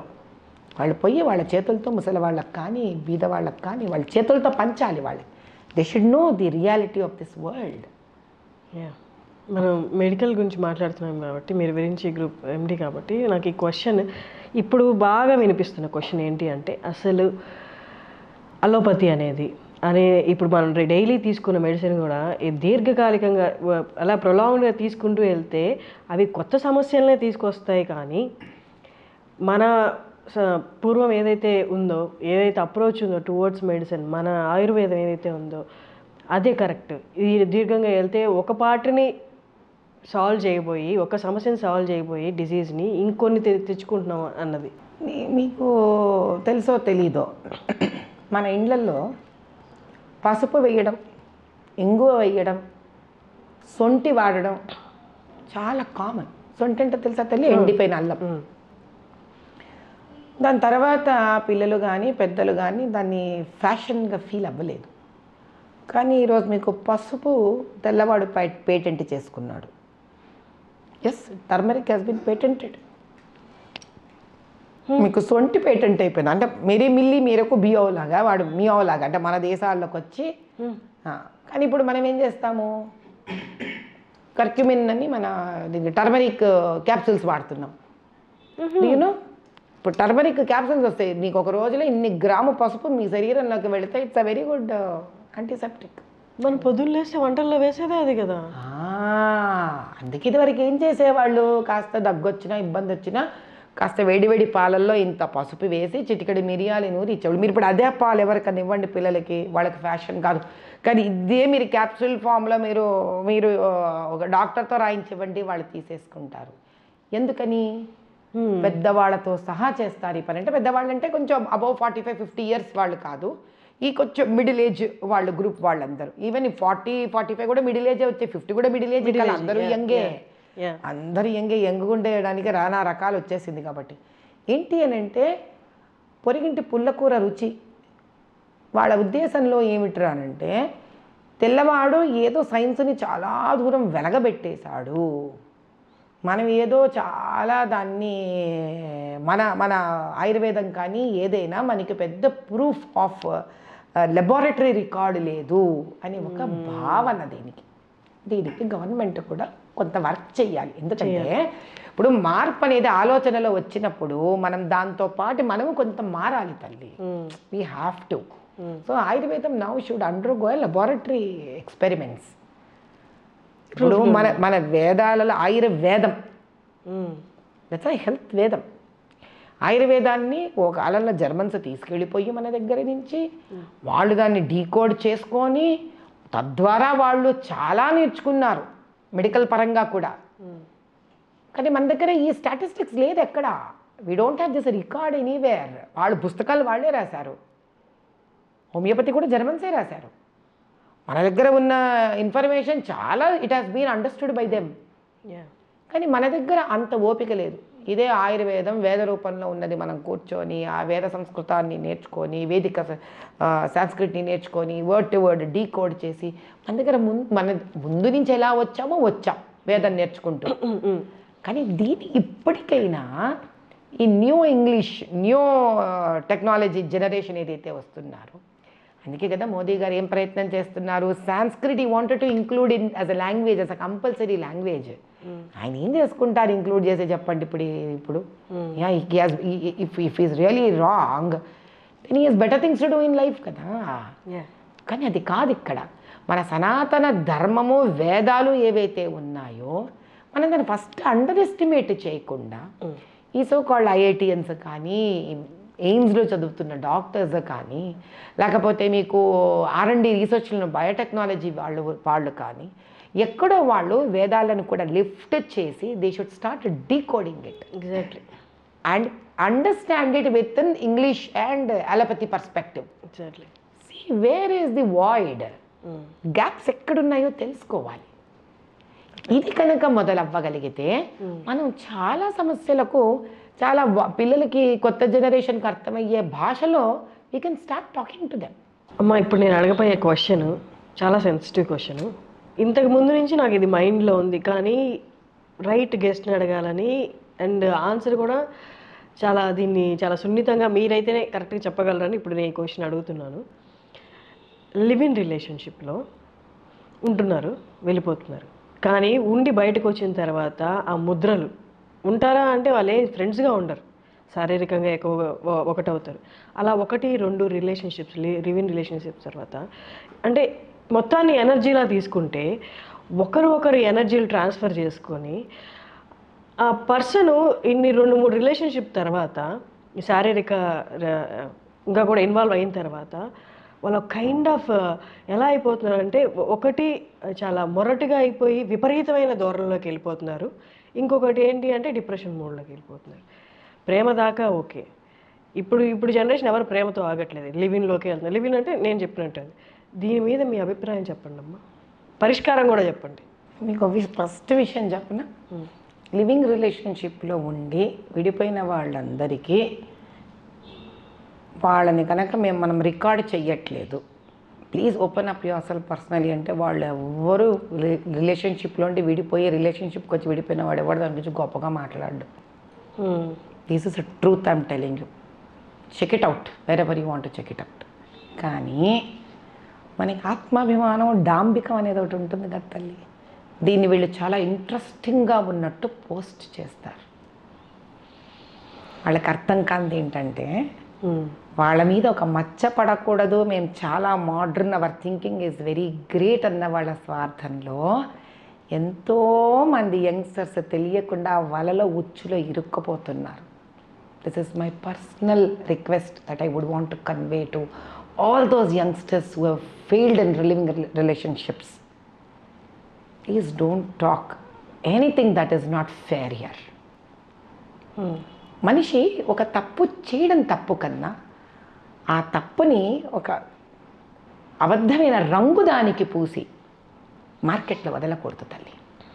ఇప్పుడు డ్రగ్స్ తీసుకునేవాడు ఏముంటుందిరా డ్రగ్స్ సూపర్ రా, అసలు డ్రగ్స్ తీసుకునేవాడి జీవితం వేస్ట్ రా అంటే వాడు రీహాబ్కి దగ్గరుండి ఉంటాడు వాడి లైఫ్. వాడు ఆ మాట అన్నాడు అనుకో అమ్మ, ఎంతమందిని టెంప్టేట్ చేస్తుంది తల్లి ఆ మాట. But we all know that fellow is very close to rehab and we know that drug is not a great thing to be done. Now second thing, ఇది ఆడనా మొగనా అని సంబంధించింది కాదు. ఎందుకంటే ఇప్పుడు అందరట స్త్రీ పురుషులు ఇద్దరు సరిసమానం అంటారు, వాళ్ళ భాషలోనే మాట్లాడతాను నేను. మనకంటూ ఆత్మాభిమానం ఉండక్కర్లేదా తల్లి? Should you not be chosen? Should you not be chosen? అంటే మీకు విషయం తెలుసా, రాధ అంటే కృష్ణుడి భార్య, చాలామందికి తెలియదు, గోకులం అనే ఒక లోకం ఉంటుంది. ఆవిడ కోసం బ్రహ్మ తపస్సు చేశాడు, విష్ణువు తపస్సు చేశాడు, కృష్ణుడు తపస్సు చేశాడు కొన్ని లక్షల కోట్ల సార్లు. అప్పుడు కృష్ణుడు గెలిచి సంపాదించుకున్నాడు ఆవిడ్ని. అంటే అంత తపస్సుకి దొరికింది రాధ.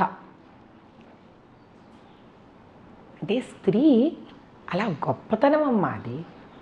వాడికి పడితే వాడికి అలా మనం అవైలబుల్గా ఉండగలమా? ఉండొచ్చా?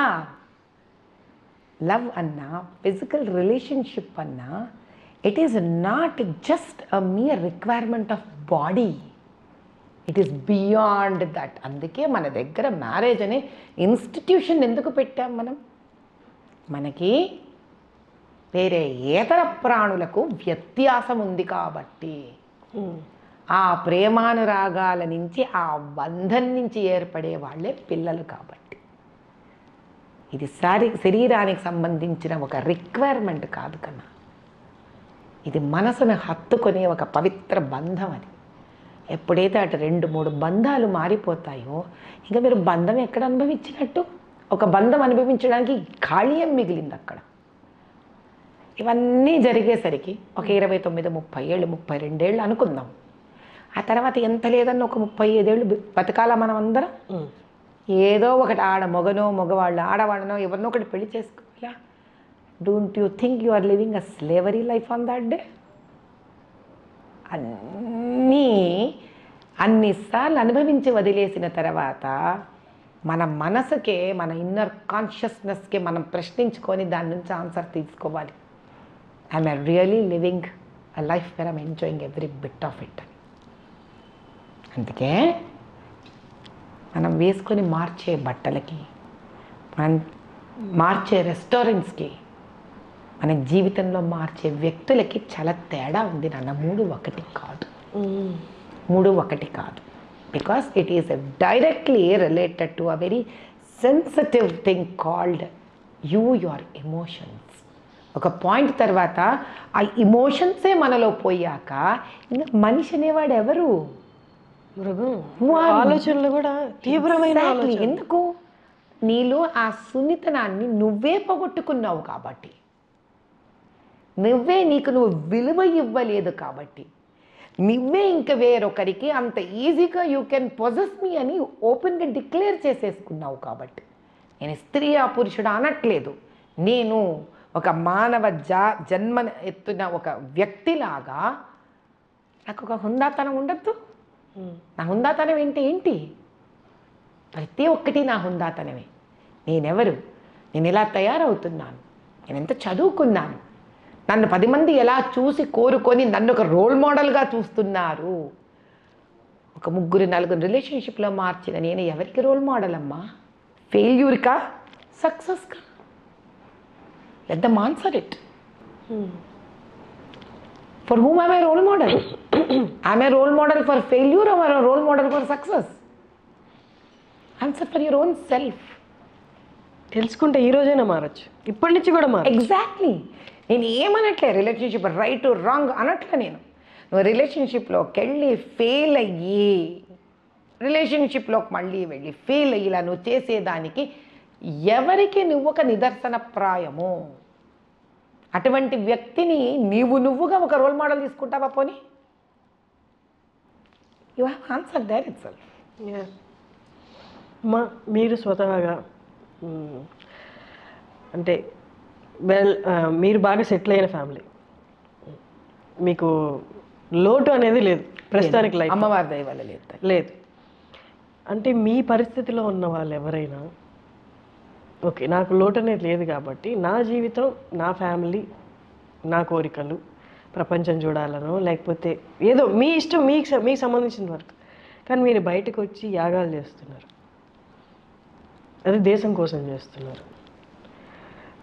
నార్మల్గా ఎవరైనా అనుకుంటే అంత బాధను అనుభవించిన వాళ్ళు, బాధను దగ్గరగా చూసిన వాళ్ళు, అలాంటి వాళ్ళ లైఫ్లో కూడా అనుభవించిన వాళ్ళే ఇలాంటివి చేస్తారు. మీకు పర్సనల్గా మీ లైఫ్లో అలాంటివి ఏమీ లేవు, దేవుడి దయ వల్ల. మీరు అన్నట్టు ఆ బాధను అర్థం చేసుకొని బయటకు వచ్చి యాగం చేయడం ఒకటి, యజ్ఞం చేయడం ఒకటి. ఆ యజ్ఞం కూడా ఓల్డ్ సిటీలో చేశారు. అసలు అది నేను విన్నప్పుడు చాలా షాక్ అయ్యాను. యజ్ఞము ఓల్డ్ సిటీలో, అసలు ఏంటమ్మా అసలు అది? అంటే ఇక్కడ ఒక విచిత్రం ఏంటంటే తల్లి, వివాహము తర్వాత నేను ఇంత ఆర్థికంగా ఉన్నతమైన స్థానంలో ఉన్నాను, కానీ వివాహానికి ముందర మాది చాలా lower middle class Brahmin family అమ్మ మాది. నేను మా నాన్నగారు వారాలు చేసుకొని పెద్దవాళ్ళు అయ్యారు. మా నాన్నగారు వారాలు చేసుకోవడం అంటే తెలుసా నీకు? బ్రాహ్మలు ఏం చేసేవాళ్ళు అంటే వేరే బ్రాహ్మల ఇంటికి వెళ్ళి, అయ్యా ఈ వారం మీ ఇంట్లో భోజనం, అయ్యా ఈ వారం మీ ఇంట్లో భోజనం, అలా వారాల భోజనాలు చేసుకొని పెద్దవాళ్ళు అయ్యారు మా నాన్నగారు. అలా వాళ్ళ కుటుంబాన్ని కూడా చదువుకుంటూ నిదానంగా పైకొచ్చి పెళ్ళిళ్ళు చేసి ఆడపిల్లలకి తమ్ముడు సహాయంతో అలా అలా అయ్యారు. అంటే మా నాన్నగారు, మా చిన్నాన్నగారు వాళ్ళందరి సహాయం కలిసి అలా పెరిగిన ఫ్యామిలీ అది. అక్కడి నుంచి నేను నేర్చుకున్నది ఏంటి, తల్లిదండ్రుల మీద ఆధారపడకుండా చిన్నతనం నుంచే నేను ఇంటర్మీడియట్ నుంచి టీచర్గా ఉద్యోగం చేస్తూ అట్లా చదువుకుంటూ మా నాన్నకి ఏదో విధంగా చేదోడు వాదోడుగా ఉండి ఆర్థికంగా కష్టపడకుండా అలాని అక్కడ కాంప్రమైజ్ లేకుండా ధర్మబద్ధంగానే నేను నా జీవన విధానాన్ని అవలంబించి శాస్త్రోక్తంగా I used always wear and half sari during my intermediate, my graduation sorry. నేను ఎప్పుడు I have never crossed my traditional way of living till I got married. కాబట్టి కష్టాన్ని నేను చాలా దగ్గరగా చూశానమ్మా. 25 పైసా కూడా నేను 4-5 కిలోమీటర్లు ఎవ్రీడే నడిచేదాన్ని బస్సు టికెట్ సేవ్ చేయడానికి. బట్ డబ్బు వచ్చిన తర్వాత దాన్ని మరిచిపోలేదు నేను. I never forgotten my roots from where I have come from. రెండోది, ఈరోజు నేను ఓల్డ్ సిటీలో భారత భాగ్య సమృద్ధి యజ్ఞం చేయడానికి కారణం ఏంటి అని అంటే, నేను 25 ఏళ్ల పాటు నేను ఓల్డ్ సిటీ వ్యక్తినే. నా వివాహానికి ముందరే నేను సంతోష్ నగర్ కాలనీ, ఆకుత్పుర కాన్స్టిట్యున్సీ మనిషిని నేను. కానీ ఆ రోజుకి ఈ రోజుకి చాలా విచిత్రమైన విషయం ఏంటి అని అంటే, నేను 25 ఏళ్ళు అంటే ఇప్పటికీ ఒక కరెక్ట్గా 25 ఏళ్ల క్రితం, I'm almost reaching my 50s. ఆ రోజు ఓల్డ్ సిటీ ఎలా ఉంది అంటే, భాగ్యనగరం మీకు ఎలా ఉంది అనేది కనుక చూస్తే, మీకు ఒక్క చార్మినారో, కులీ కుతుబ్షాహి టూమ్సో, ఒక 4-5 స్పాట్లు తప్ప ఇటుపక్క క్యాపిటల్ సిటీకి, మీకు అటుపక్కనే క్యాపిటల్ సిటీకి చూస్తే నక్కకి నాగలోకం అంత తేడా ఉంది అభివృద్ధిలో. అసలు అన్యాయం అది, నిజంగా ఒక విధంగా చెప్పాలంటే అన్యాయం. పైపెచ్చు వాళ్ళకి చదువులు ఉండవు సరిగ్గా, వాళ్ళకు ఉద్యోగ అవకాశాలు ఉండవు, వాళ్ళకి స్కూళ్ళు ఉండవు సరిగ్గా, కాలేజెస్ ఉండవు సరిగ్గా, నథింగ్, హెల్త్ ఫెసిలిటీస్ ఉండవు సరిగ్గా, బేసిక్ హైజీన్ ఉండదమ్మా వాళ్ళకి. మిమ్మల్ని ఒక ప్రశ్న వేస్తాను, చెప్పండి. రోజు కూలీలకు వెళుతున్న వాళ్ళకి మీరు చెత్త ఎత్తడానికి 100 రూపాయలు అడిగితే, వాడు 30 రోజుల తర్వాత వాడి జోబులో 100 రూపాయలు చెత్తకే ఇవ్వగలిగితే వాడు ఆ 100 రూపాయలు పెట్టి ఆ రోజు బియ్యం తెచ్చుకోడా తల్లి? అలాంటి ఎన్ని కాపురాలు ఉంటాయి తెలుసా మీకు ఓల్డ్ సిటీలో. కానీ అమ్మా, మీరు చేస్తున్నది, కానీ మిమ్మల్ని వాళ్ళు చూసి స్వాగతిస్తారా? అక్కడంతా రిలీజియన్ బేస్డ్ బిలీఫ్స్ ఎక్కువ ఉంటాయి కాబట్టి మిమ్మల్ని చూస్తూ మీరు మంచి చేయడానికి వచ్చినా వాళ్ళు దాన్ని స్వాగతిస్తారా? అమ్మ స్థానం తీసుకున్నాక పిల్లలు తినను మొరాయిస్తారని అన్నం పెట్టడం మానేస్తుందా అమ్మ? నాకేం నేర్పించింది నా రిలీజియన్? సహనం నేర్పించింది, మాతృత్వం నేర్పించింది. అందుకే కదా భరతమాత, మాతృభాష, మాతృదేవో భవ. నా పిల్లలు నాకు మాతృత్వాన్ని వరంగా ఇచ్చారు. సహనంతో ఒక తల్లి నిలబడాలి అని నేర్పించారు ప్రయాణంలో. ఏదో ఒక కొలికి వాళ్ళు వచ్చారు అన్న నమ్మకం నాకు వచ్చాక ఈ ఓపికని, సహనాన్ని, ధర్మాన్ని, ధర్మ పరిపాలన ప్రజలలోకి ఇవ్వాలి అన్న ఒక ఉద్రిక్తమైన కోరికతోటి ఒక మహాయాగం రూపంలో దేశ అభివృద్ధి కోరుకుంటూ, అక్కడ ప్రజల అభివృద్ధి కూడా కోరుకుంటూ అక్కడికి వెళ్ళాను. ఎందుకు? వాళ్ళ గురించి ఎవరికీ పట్టలేదు కాబట్టి. మీరు అక్కడ పెరిగారు కాబట్టి మీరు ఆలోచించగలిగారు ఇవన్నీ. అక్కడ పెరిగాను కాబట్టి దాని వాస్తవికత నాకు ఈ రోజుకి అలా ఉండడం అనేది ఆశ్చర్యం వేసింది. ఇన్ని మాల్స్ ఇక్కడ ఇంత విచిత్రంగా మారిపోవడం ఏంటి, ఆ ప్రాంతం ఇంకా అలాగే ఉండడం ఏంటి? అయినా వాళ్ళ భక్తి అపారం, వాళ్ళ నమ్మకం అపారం, వాళ్ళ శక్తి అపారం. ఈ రోజుకి వాళ్ళు ఎదురు చూస్తున్న అమాయకత్వం అపారం. వాళ్ళు ఈ రోజుకి మారుతుంది, ఈ రోజుకి ఒలిసిటి ఏదో ఒక రోజు బాగవుతుంది. ఏమిటమ్మా అసలు హైందవులను మీరు వెళ్ళి చూస్తే కనుక చాలా హృదయ విదారకంగా ఉంటుంది. అయినా అంత భక్తే. మీకు అసలు రామజన్మభూమి అని అంటే ఫస్ట్ అక్కడి నుంచి చాలామంది వాళ్ళు తరలి వెళ్తారు.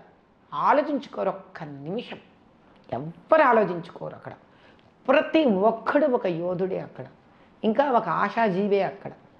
కానీ వాళ్ళకి చదువులు లేవు, ఉద్యోగాలు గొప్పగా లేవు, వాళ్ళ జీవన విధానాలు చాలా బీదరికంతో కూడి ఉంటాయి. ఎందుకు అమ్మవారు అంతటి సంకల్పం ఇచ్చిందా, అంత దూరం వెళ్ళి అంత కష్టంగా, ఏమిటా ఓల్డ్ సిటీ అని నేను లోపల మీరు ఎలా బాహ్యంగా ప్రశ్నించుకున్నారో నేను మనసులో ప్రశ్నించుకున్నానమ్మా. అయినా అక్కడ వెళ్ళమంటాను, అక్కడ చేయమంటాను అంటే నాకున్న విధి విధానం నేను అలా మాట్లాడుకుంటుంటాను. కాబట్టి అక్కడ వెళ్ళి 45 రోజుల పాటు కూర్చున్నాక కానీ తెలీదు ఆవిడ ఇక్కడి నుంచి ఇంతమందిని ఆశీర్వదించడానికి భగవంతుడు డబ్బులున్న వాళ్ళనే దగ్గర తీసుకుంటారు అని అంటారు. ఎంత విరుద్ధం కాదా తల్లి ఇది? ఆ అమ్మవారు నాకు ఇంత సంకల్పం ఇవ్వడం, నన్ను మొండిగా తీసుకెళ్ళి అక్కడ చేయించుకోవడం కూడా ఆవిడ ఉంది అనే ఉనికి కాదా? She exist. అదే పర్టికులర్గా చెయ్యి అని అమ్మగారు మీకు చెప్పడం అనేది, అంటే ఇదే నాకు కరెక్ట్గా ఇదే చేయమంటున్నారని మీకు ఎలా తెలుస్తుందమ్మా? అంటే ఏమవుతుందంటే తల్లి, ప్రతి ఒక్కళ్ళకి ఒక కాన్షియస్ ఉంటుంది. Like there is inner voice. మనందరికీ ఉంటుంది ఆ ఇన్నర్ వాయిస్. ఎన్నోసార్లు ధర్మపరంగా నేను చిన్నప్పటి నుంచి వింటూ కథలు వింటూ రావడంలో నేను తెలుసుకున్నది ఏమిటి అంటే, మనలో బ్రహ్మం ఉంటుంది. అందరిలో అహం బ్రహ్మస్మి అంటాం. అంటే ఏంటి? దేవుడు మనలో, ఆదిశంకరాచార్యులు వారు కూడా అదే అన్నారు. ఆయన ఎప్పుడైతే ఆయన ఎదురుగుండా ఇదేంటంటే మాంసం చేసేవాళ్ళు వాళ్ళు అది ఎదురు పడినప్పుడు ఆయన ఏమంటాడు అని అంటే, పక్కకు జరుగు అన్నప్పుడు ఆయన అడిగే ప్రశ్న ఏంటి? ఎదుటిన్న వ్యక్తి, ఎవరిని పక్కకు జరగమంటున్నావు? నన్నా, నాలో ఉన్న పరమాత్మనా అని అడుగుతాడు ఆయన. అసలు ఆ ప్రశ్న అడిగాడంటేనే ఆయన చిన్నవాడు కాదు అక్కడ. అదే ఆదిశంకరాచార్యులు అప్పుడు అంటారు, ఒక వ్యక్తి కులం చేతనో జాతి చేతనో చిన్న పెద్ద అవ్వరు. వాళ్ళలోని ఆ బ్రహ్మస్వరూపాన్ని ఎవరైతే జాగృతం చేస్తారో, దాని వాయిస్ని ఎవరైతే పెంచుతారో, తద్వారా ధర్మపాలనకు ఎవరైతే తోడ్పడతారో అటువంటి వాళ్ళు ఎవరైనా గురుతుల్యులే అంటాడు ఆయన. అది అహం బ్రహ్మస్మి అర్థం. కాబట్టి మనందరిలోనే ఉంటాడు పరమేశ్వరుడు. నిద్రపోతూ ఉంటాడు ఇట్లా, అప్పుడప్పుడు చిన్న గొంతుతో మాట్లాడుతుంటాడు. ఏమిటది? ఫర్ ఎగ్జాంపుల్, మనం అలా పోతూ ఉంటాం రోడ్డు మీద, ఎవరో పాపం బికారి కూర్చొని ఉంటాడు. ఆ బికారికి ఏదో ఇబ్బంది కలుగుతూ ఉంటుంది. మనం చేద్దాం చేద్దాం చేద్దాం చేద్దాం అనేప్పుడు మన బండో మన కారో మన స్కూటర్ ముందుకు వెళ్ళిపోయి ఉంటుంది. రేపు చూద్దాంలే. ఆ చేద్దాం అనుకున్నది బ్రహ్మవాక్కు. ఆ బ్రహ్మం, that is the sound of a Brahmam.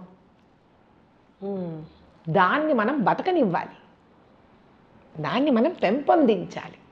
That's the process I have done. అది అమ్మవారు అవ్వచ్చు, వేరే వాళ్ళకి అది కాకపోవచ్చు.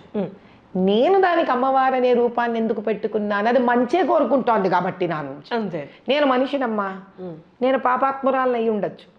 మంచి కోరుకొని ఆత్మ పాపం చేయట్లేదు కదా. బేసిక్గా వెరీ క్లియర్ లాంగ్వేజ్. కాబట్టి అది అమ్మవారి స్వరూపంగా, ఎందుకు నా హీరోయిన్ అమ్మవారు కాబట్టి, పరమేశ్వరుడు నా హీరో కాబట్టి, సో ఆల్టర్ చేసుకుంటుంటాను. ఒకసారి శివుడు అన్నా అనుకుంటాను, ఒకసారి అమ్మవారు అనింది అనుకుంటాను. అలా అనడం వల్ల నాకు ఏమిటి అంటే, ఒక మంచి మాట వింటున్నాను నేను కదా. మీరు ఆశ్చర్యపోవట్లేదా? ఏమిటమ్మా సీతారాం బాగు ఓల్డ్ సిటీకి వెళ్ళి అక్కడ మంగళహాట్లు అక్కడ పోయి చేశారు మీరు అని మీరు ఆశ్చర్యపోవట్లేదు అంటే దాని అర్థం ఏంటి? ఎవరు చేయనిది అంతమంది హైందవుల కోసము, దేశం కోసము, దేశ సమృద్ధి కోసము ఏండ్ల తరబడి జరగని ఒక మహాయాగాన్ని నిస్వార్థంగా పోయి అక్కడ చెయ్యడం అనేది ఇంత ఆశ్చర్యకరమైతే అది మంచి పని అయి ఉంటుంది కదా ఖచ్చితంగా. అటువంటి ఆలోచన నాకు రావడం అంటే అది భగవత్ సంకల్పమే కదా. I'm happy. మీకు వ్యతిరేకతలు ఏం రాలేదా అక్కడ? అంటే నేను కొంచెం ఒక స్ట్రాంగ్ యాటిట్యూడ్ పర్సనాలిటీ అమ్మా. నేను ఒక్కసారి నిర్ణయం తీసుకున్న తర్వాత అవేవి నాకు ఆనవు, నన్ను అంటవు, నన్ను ముట్టవు. వచ్చింది, చాలా వచ్చాయి. వ్యతిరేకత అంత పెద్ద స్వరూపాన్ని దానికి నేను ఇవ్వలే. ఫస్ట్ దాన్ని నేను కన్సిడర్ కూడా చేయలేదు. నువ్వు ఉన్నావు, నువ్వు ఉండాలంటే నువ్వు అంటే వ్యతిరేకత. వ్యతిరేకత అనేది ఒకటి ఉంటుంది, లేనిది ఎవరికి ఉంది?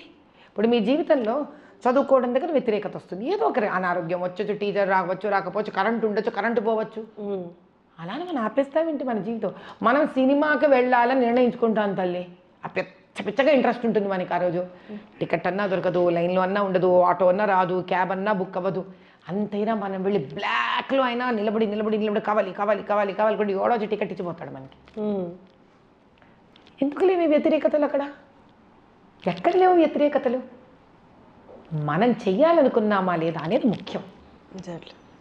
చూస్తున్న వాళ్ళందరికీ అమ్మ ఇప్పుడు ఒక డౌట్ వచ్చి ఉంటుంది, నాకు తెలుసు బట్ నేను అడుగుతున్నాను. వీరికే స్వతహాగా డబ్బు ఉంది కదా, యజ్ఞాలు యాగాలు ఎందుకు, ఆ డబ్బుతోనే సహాయం చేయొచ్చు కదా అని అనుకుంటా. కానీ మీకు ఒక చారిటబుల్ ట్రస్ట్ ఉంది, మీరు ఆల్రెడీ చేస్తున్నారు, దాని గురించి ఒకసారి చెప్పండి.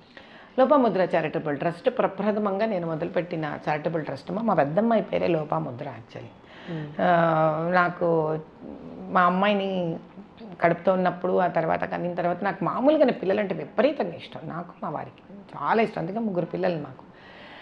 అయితే అక్కడ మొదలు పెట్టుకొని మేము ఎంతోమంది బీద పిల్లలకి, అంటే కాన్పులయ్యి పాపం ఆర్థికంగా ఇబ్బంది ఉండి ట్రిప్లెట్స్, క్వాడ్రిప్లెట్స్ ఇలా పిల్లల్ని కని వాళ్ళని పెంచలేక వదిలేసి వెళ్ళిపోతామన్న విషయాలు నాకు మా వారి ధ్యాసలోకి వచ్చి వాళ్ళకి 5 ఏళ్ల పాటు నెలకు 5,000, 10,000 అలా చాలామందికి పంపించాం మేము.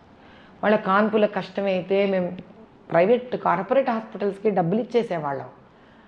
చదువుల కోసము వరదలు వస్తే వెళ్ళడము, అసలు ఏమో సున్నం ఉండేది కాదు.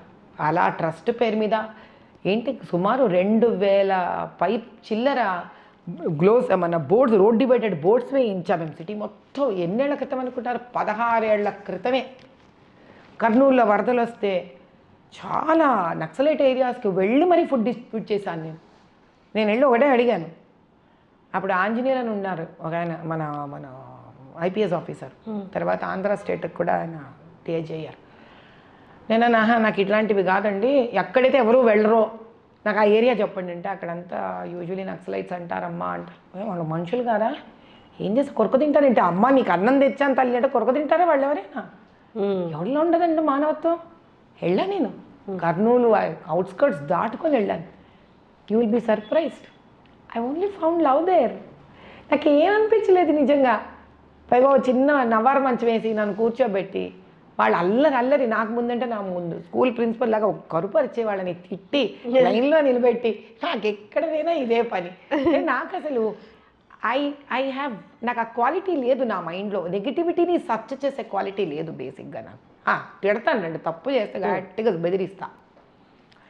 ఇంత దాంట్లో కూడా నేను మార్చి నుంచి ఎన్ని ముస్లిం ఏరియాస్కి వెళ్ళి ముస్లిం ఫ్యామిలీస్ ఆడవాళ్ళకి గ్రీవెన్సెస్ సెంటర్స్ కండక్ట్ చేసి సుమారు 2,000 మంది కుటుంబాలకు నెల సరిపడా సరుకులు ఇచ్చి వాళ్ళ బాధలు విని 1,008 ఫ్రీ డెలివరీస్ ప్యాకేజెస్ నేను అనౌన్స్ చేసి లోపాముద్ర చారిటబుల్ లతామా ఫౌండేషన్ నుంచి సుమారు ఇప్పటికీ 100-150 పైపెచ్చు డెలివరీలు చేశామమ్మా ఫ్రీగా.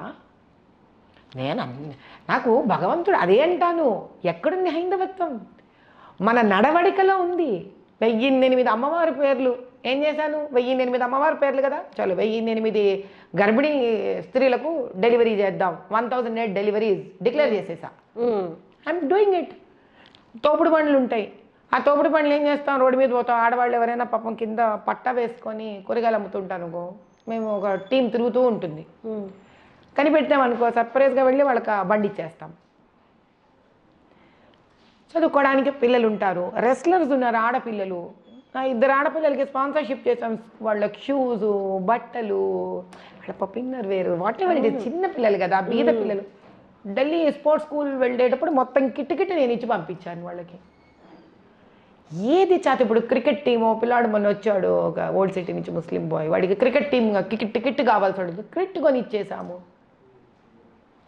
అసలు టైలరింగ్ ఎక్కడెక్కడి నుంచో మ్యానుఫ్యాక్చరింగ్ బట్టలు తీసుకొస్తాను, మాస్టర్ టైలర్ని పెట్టుకుంటాను, కట్ చేయించేస్తాను. అందరు ఎవరికి టైలరింగ్ వచ్చో ఓల్డ్ సిటీ నుంచి ఉత్త పుణ్యానే వాళ్ళకి డబ్బులు ఇచ్చి వాళ్ళతో కుట్టించి తీసుకొచ్చి కాస్ట్ టు కాస్ట్ రూపాయి వద్దు మనకు ఆదాయం. కాలేజ్ పిల్లలు వీళ్ళు వాళ్ళకి we keep giving it back to the society.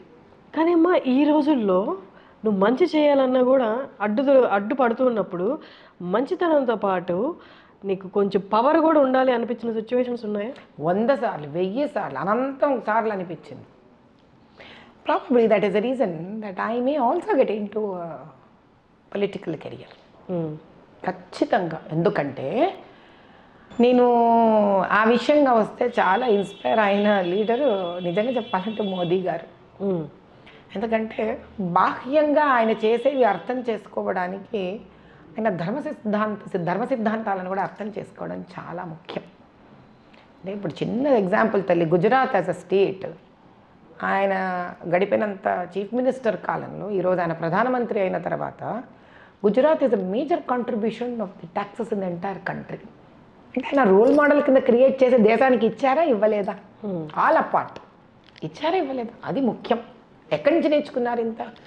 ధర్మబద్ధుడు కాబట్టి ఆయన హైందవ ధర్మాన్ని అర్థం చేసుకున్నాడు కాబట్టి అటువంటి రామరాజ్యాన్ని పట్టుకురావాలనుకున్నాడు ఆయన. అంటే మరి భక్తి అంటే ఏమిటి? భజనలు చేయడం ఒక్కటే కాదు, ఆ ధర్మాన్ని ఎప్పుడైతే అర్థం చేసుకుంటామో అటువంటి ధర్మ పాలన ఉండాలని కోరుకోగలగడమే.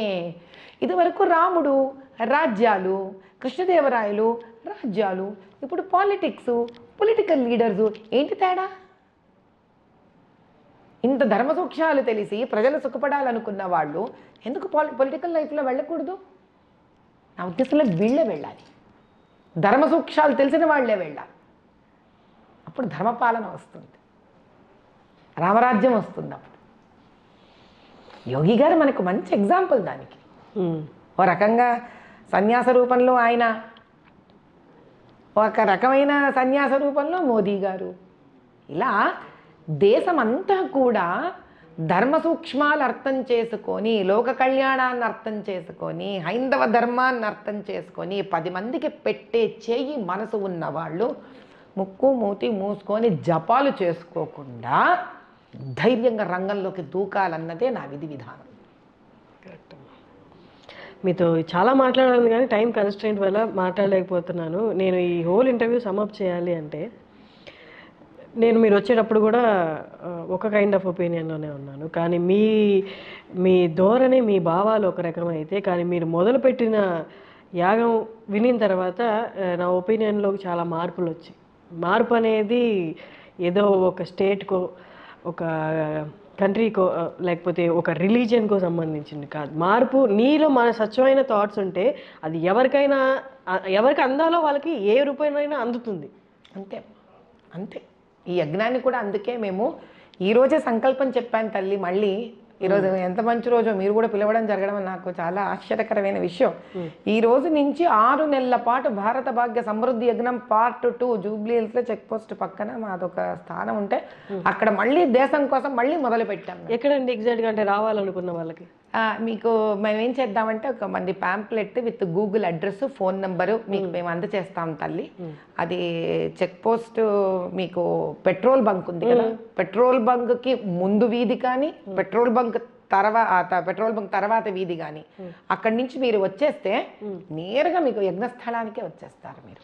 ఓకే, చాలా. ఏంటమ్మా ఈ 6 నెలలు చేయబోతున్నది ఏంటి? భారత భాగ్య సమృద్ధి యజ్ఞం. మళ్ళీ దేశము సమృద్ధి వైపు వెళ్ళాలని, సుభిక్షం వైపు అంటే ఏంటి? డిఫెన్స్, ఎడ్యుకేషన్, ఫైనాన్స్, సనాతన ధర్మం, దాని తర్వాత మీకు ఇన్ఫ్రాస్ట్రక్చర్, హెల్త్, R&D.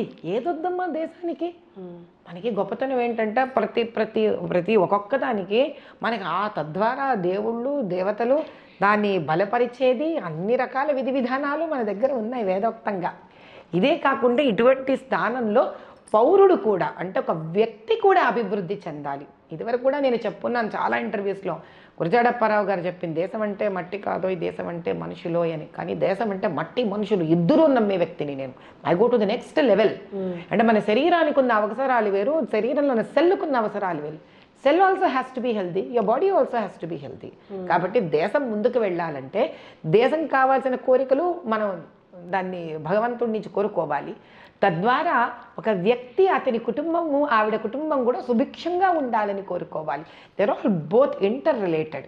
ఆలోచించండి తల్లి, ఈరోజు మెడికల్ కాలేజెస్లో పెద్ద పెద్ద IIT డిగ్రీస్ ఇవన్నీ గవర్నమెంట్ ఇంత ఖర్చు పెడుతుంది. మీకు చదువుకున్నాక పిల్లలు ఎక్కడికి వెళ్ళిపోతున్నారు? బ్రెయిన్ డ్రైన్ అయిపోతుందా? వేరే ఎక్కడికో వెళ్ళిపోతున్నామా? అక్కడెక్కడో మీరు మీ తెలివితేటలు అక్కడ అందిస్తున్నామా? వాళ్ళు ఏమంటారు? ఇక్కడ R&D గొప్పగా లేదు అంటారు. ఇది గుడ్డు ముందా కోడి ముందా అంటే ఏం చెప్తాము? మనము గవర్నమెంట్కి సహకరించాలి, గవర్నమెంట్ మనకు సహకరించాలి. ఈరోజు నేను ఎందుకు ఈ యాగం చేయాలి అనుకుంటే ప్రతి పౌరుడు తనదైన స్థాయిలో ముందుకు ఒక అడుగు వేస్తే, అలా వేసిన శక్తికి దేశం ఒక శక్తి వేస్తే పురోగమనమే కదా తల్లి, ముందుకే వెళ్ళిపోతుంది ఆ దేశం. మీ ఇంట్లో వాళ్ళ సహకారం ఎలా ఉంటుందమ్మా మీరు చేపట్టబోతున్న ఈ యజ్ఞాలకి? మీ హస్బెండ్ వైపు నుంచి ఆయన సహకారమే లేకపోతే తల్లి ఈరోజు నేను నీ ముందు కూర్చొని ఉండేదాన్నే కాదు. It is very important for all of us to understand that there are 2 types of success in life. ఒకళ్ళు అగ్రెసివ్గా రేజ్తో సక్సెస్ చూపిస్తుంటారు. వాళ్ళ ఇమోషనల్ స్టేటస్ బట్టి మనకు అర్థమైపోతుంది. ఏమని, వీళ్ళు పాప ఎవ్వరు వెంట రాక దెబ్బతిని కష్టపడి వీళ్ళు వచ్చారని. నాలాగా అటు యజ్ఞాలు, యాగాలు, మెడికల్ క్యాంపులు, దాని తర్వాత స్పీచ్లు, దాని తర్వాత బ్లడ్ డొనేషన్లు, కానుపులు, వారి సహకారం లేకపోతే అవుతుందా తల్లి ఇంత పెద్దది? ఆయన సంపూర్ణంగా ఏంటంటే ఆయన గొప్పతనం ముందుకు రారు, ఆయన ముందు పడరు. ఒక్కసారి వారి గురించి చెప్పండి. ఆయన పేరు విశ్వనాథ్ గారమ్మ. ఆయన ఐఐటి చెన్నైలో మెకానికల్ ఇంజనీర్. ఆయన ఆ తర్వాత వారు ఐటీ కంపెనీ మా వివాహానికి ముందే మొదలుపెట్టారు. దాన్ని పబ్లిక్ లిస్ట్ చేశారు, విరించి సాఫ్ట్వేర్ అని. మా వివాహం అయిన తర్వాత అదృష్టంగా అక్కడి నుంచి అది ముందుకు వెళ్ళడము, దాని తర్వాత బయోటెక్నాలజీ లిస్టెడ్ కంపెనీ పెట్టడము, దాని తర్వాత 3 హాస్పిటల్స్ పెట్టడము, విరించి హాస్పిటల్స్, 3 పిల్లలు, 2 పిల్లలు ఐఐటి. దేవుడి దయ వల్ల ఇన్స్పైట్ ఆఫ్ అంటే every family has ups and downs. నేను ఒకసారి ఒకరికి చెప్పాను ఇంటర్వ్యూలో, అరే బాబు మన గబుక్కని ఏ ఆరోగ్యం బాగాలేక ఈఆర్లో చేరితే వాడు ఫస్ట్ కార్డియాక్ మానిటర్ పెడతాడరా, అది పైకి కిందికి ఉట్టుకున్నప్పుడు ఎంత ఆనందంగా ఉంటామో, అరే గుండె పని చేస్తుందిరా దేవుడు అనుకుంటా. అది సన్న ఒక గీత చూపించంటే చచ్చా భయపడిపోతాం మనం. ఒక గుండె పైకి కింద కొట్టుకుంటే తప్ప ఆరోగ్యంగా లేదు అనుకున్నప్పుడు జీవితం మాత్రం ఎందుకురా స్ట్రైట్ లైన్లో ఉండాలి, యువర్ అ డెడ్ పర్సన్ అంటానే.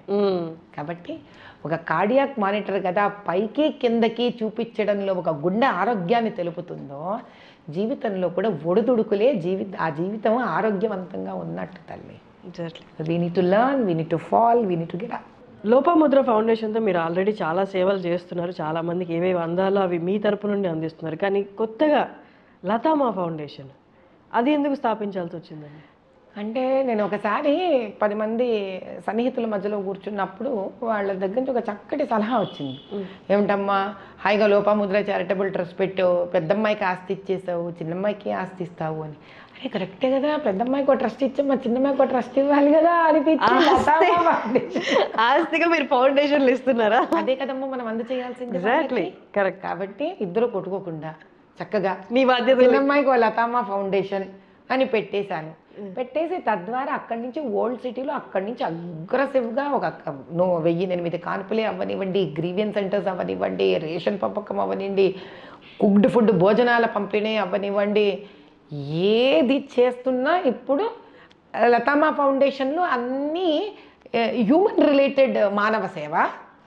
లోపముద్ర చారిటబుల్ ట్రస్ట్లో ఇప్పటిదాకా మానవ సేవ చేశాను కాబట్టి దాన్ని మాధవ సేవ కింద అలా విభజన చేసేసాను. ఇప్పటిదాకా దాంట్లో మానవ సేవ చేశాను. అంటే వరదలు కాదు, డ్రౌట్స్ కాదు, అసలు విపరీతంగా చేస్తున్నాయి. ఏంటి ఈ 2000 బాత్రూముల కన్స్ట్రక్షన్ మా మామగారి ఆధ్వర్యంలో మేము హిందూపూర్ అంతా కన్స్ట్రక్ట్ చేసాం. బొడగట్లపల్లిలో ఒక గ్రామాన్ని మేము దాన్ని అడాప్ట్ చేసుకొని గర్భిణీ స్త్రీలకు కొన్ని నెలల పాటు వాళ్ళకి మేము అందజేసాం.